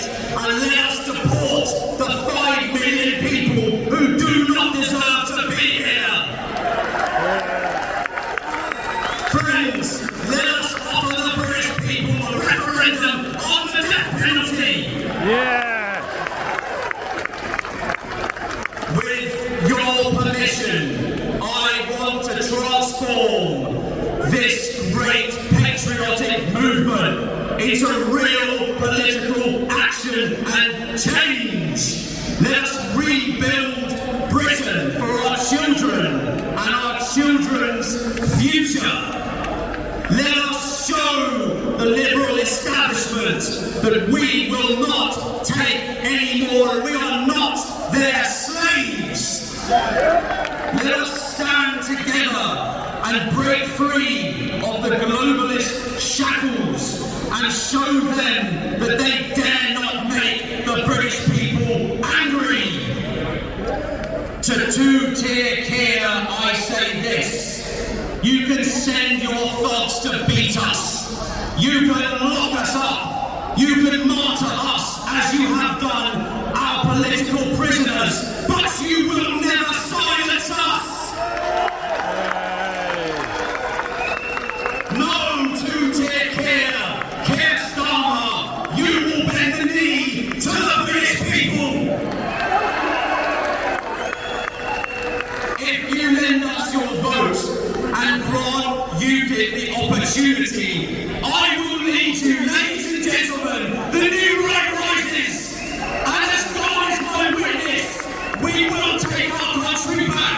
And when we do, it will be for His glory. In 5 years' time, we vote our way out of this. Thank you. Yeah, you're quite good, isn't he? I like the idea of bringing the death penalty back, especially for Monksy. Thank you, brother.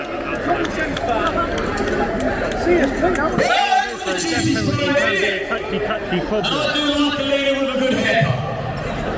And after a powerful political speech like that, I don't know about you, but I like a little bit of music. So let me welcome on the stage. Tommy, he's fighting for everyone from last 20 years. He's given his youth, his family. He sacrificed everything. For what? Not for himself, for this country to make it great again. But what this establishment done with him?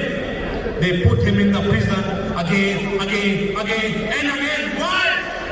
Because they don't want you guys to hear what is the truth. He's telling you something from last 20 years, what this country is going to face if we don't wake up. I tell you one thing, I took asylum in this country 28 years ago. I ran from Afghanistan because we were prosecuted, getting killed, getting raped. And this country gave me everything. And today what I saw,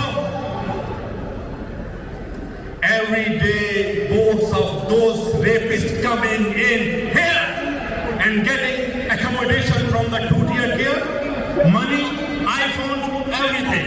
For what? To rape you.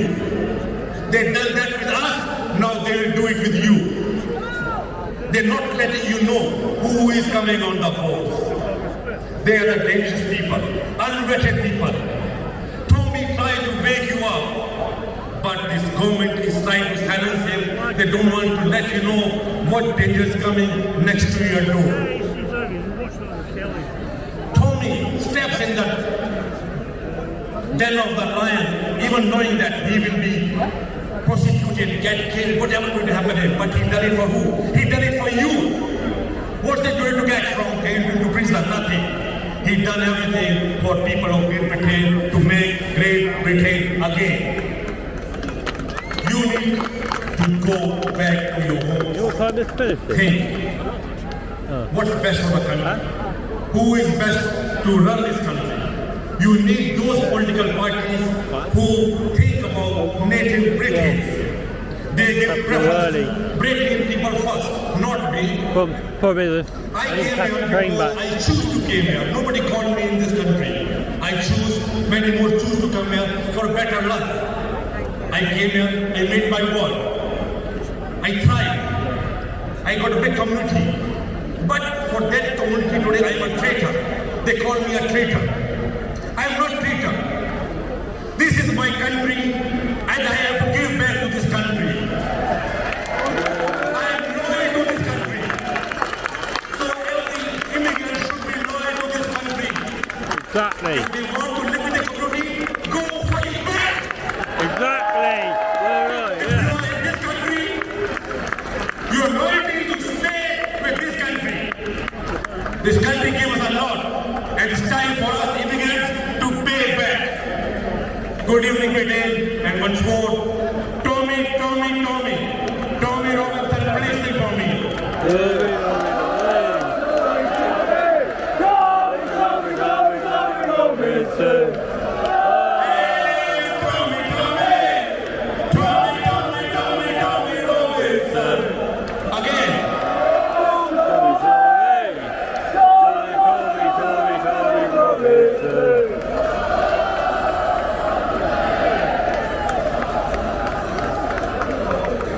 Tommy stood for us, all of us. Now time for us is to stood for Tommy. Free Tommy. We have to raise our hand. Free Tommy. Free Tommy. They put one Tommy behind the bar, but today we can see hundreds of Tommy.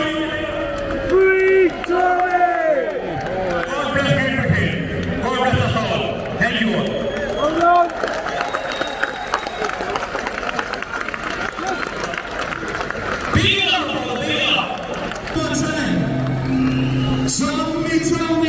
Tommy Robinson.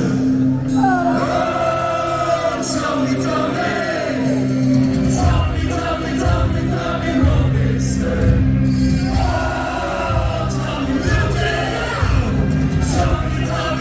Tommy Robinson. Oh,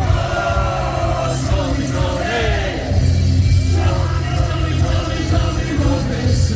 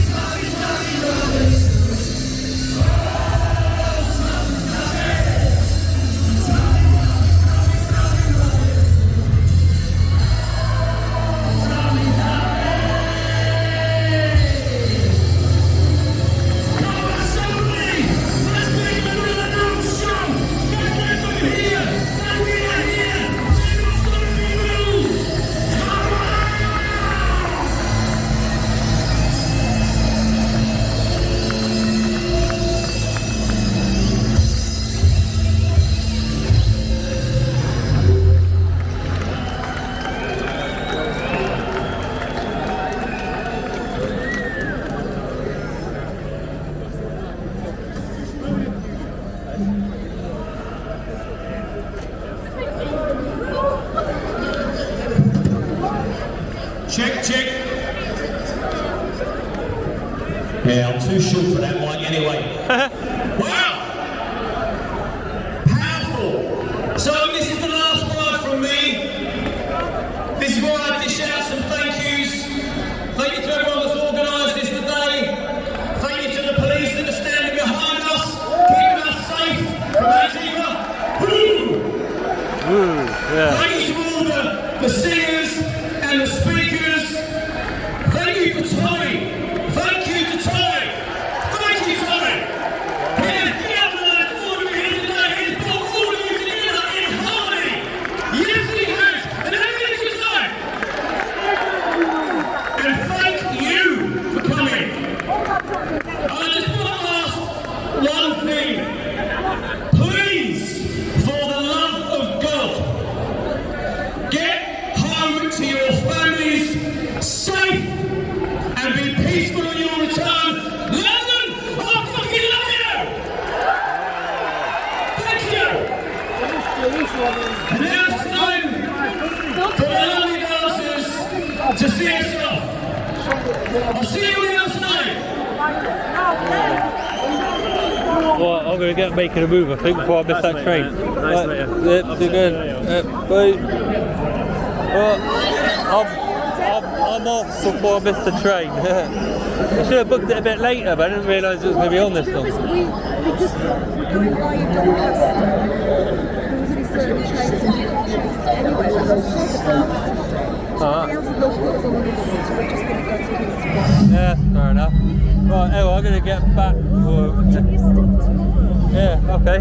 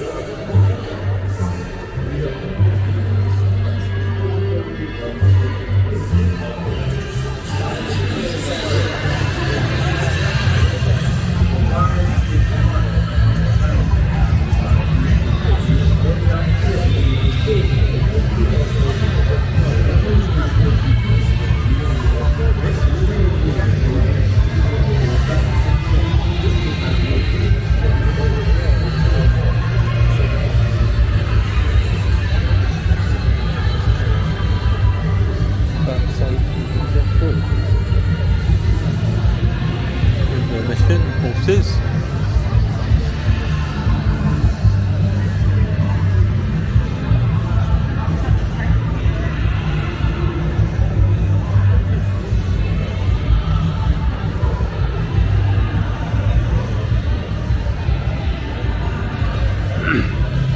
Whee! Too great too far in. Well, I'd like to stay a bit longer and see a lot more, but annoyingly my train's booked for 6:30 and it's well 5:08, so I've got to get back to the station and get the train home. So yeah, hope you all enjoyed. I'm going to put the GoPro on, so if anything interesting happens, hopefully I catch it. Then I'll see you all in the next.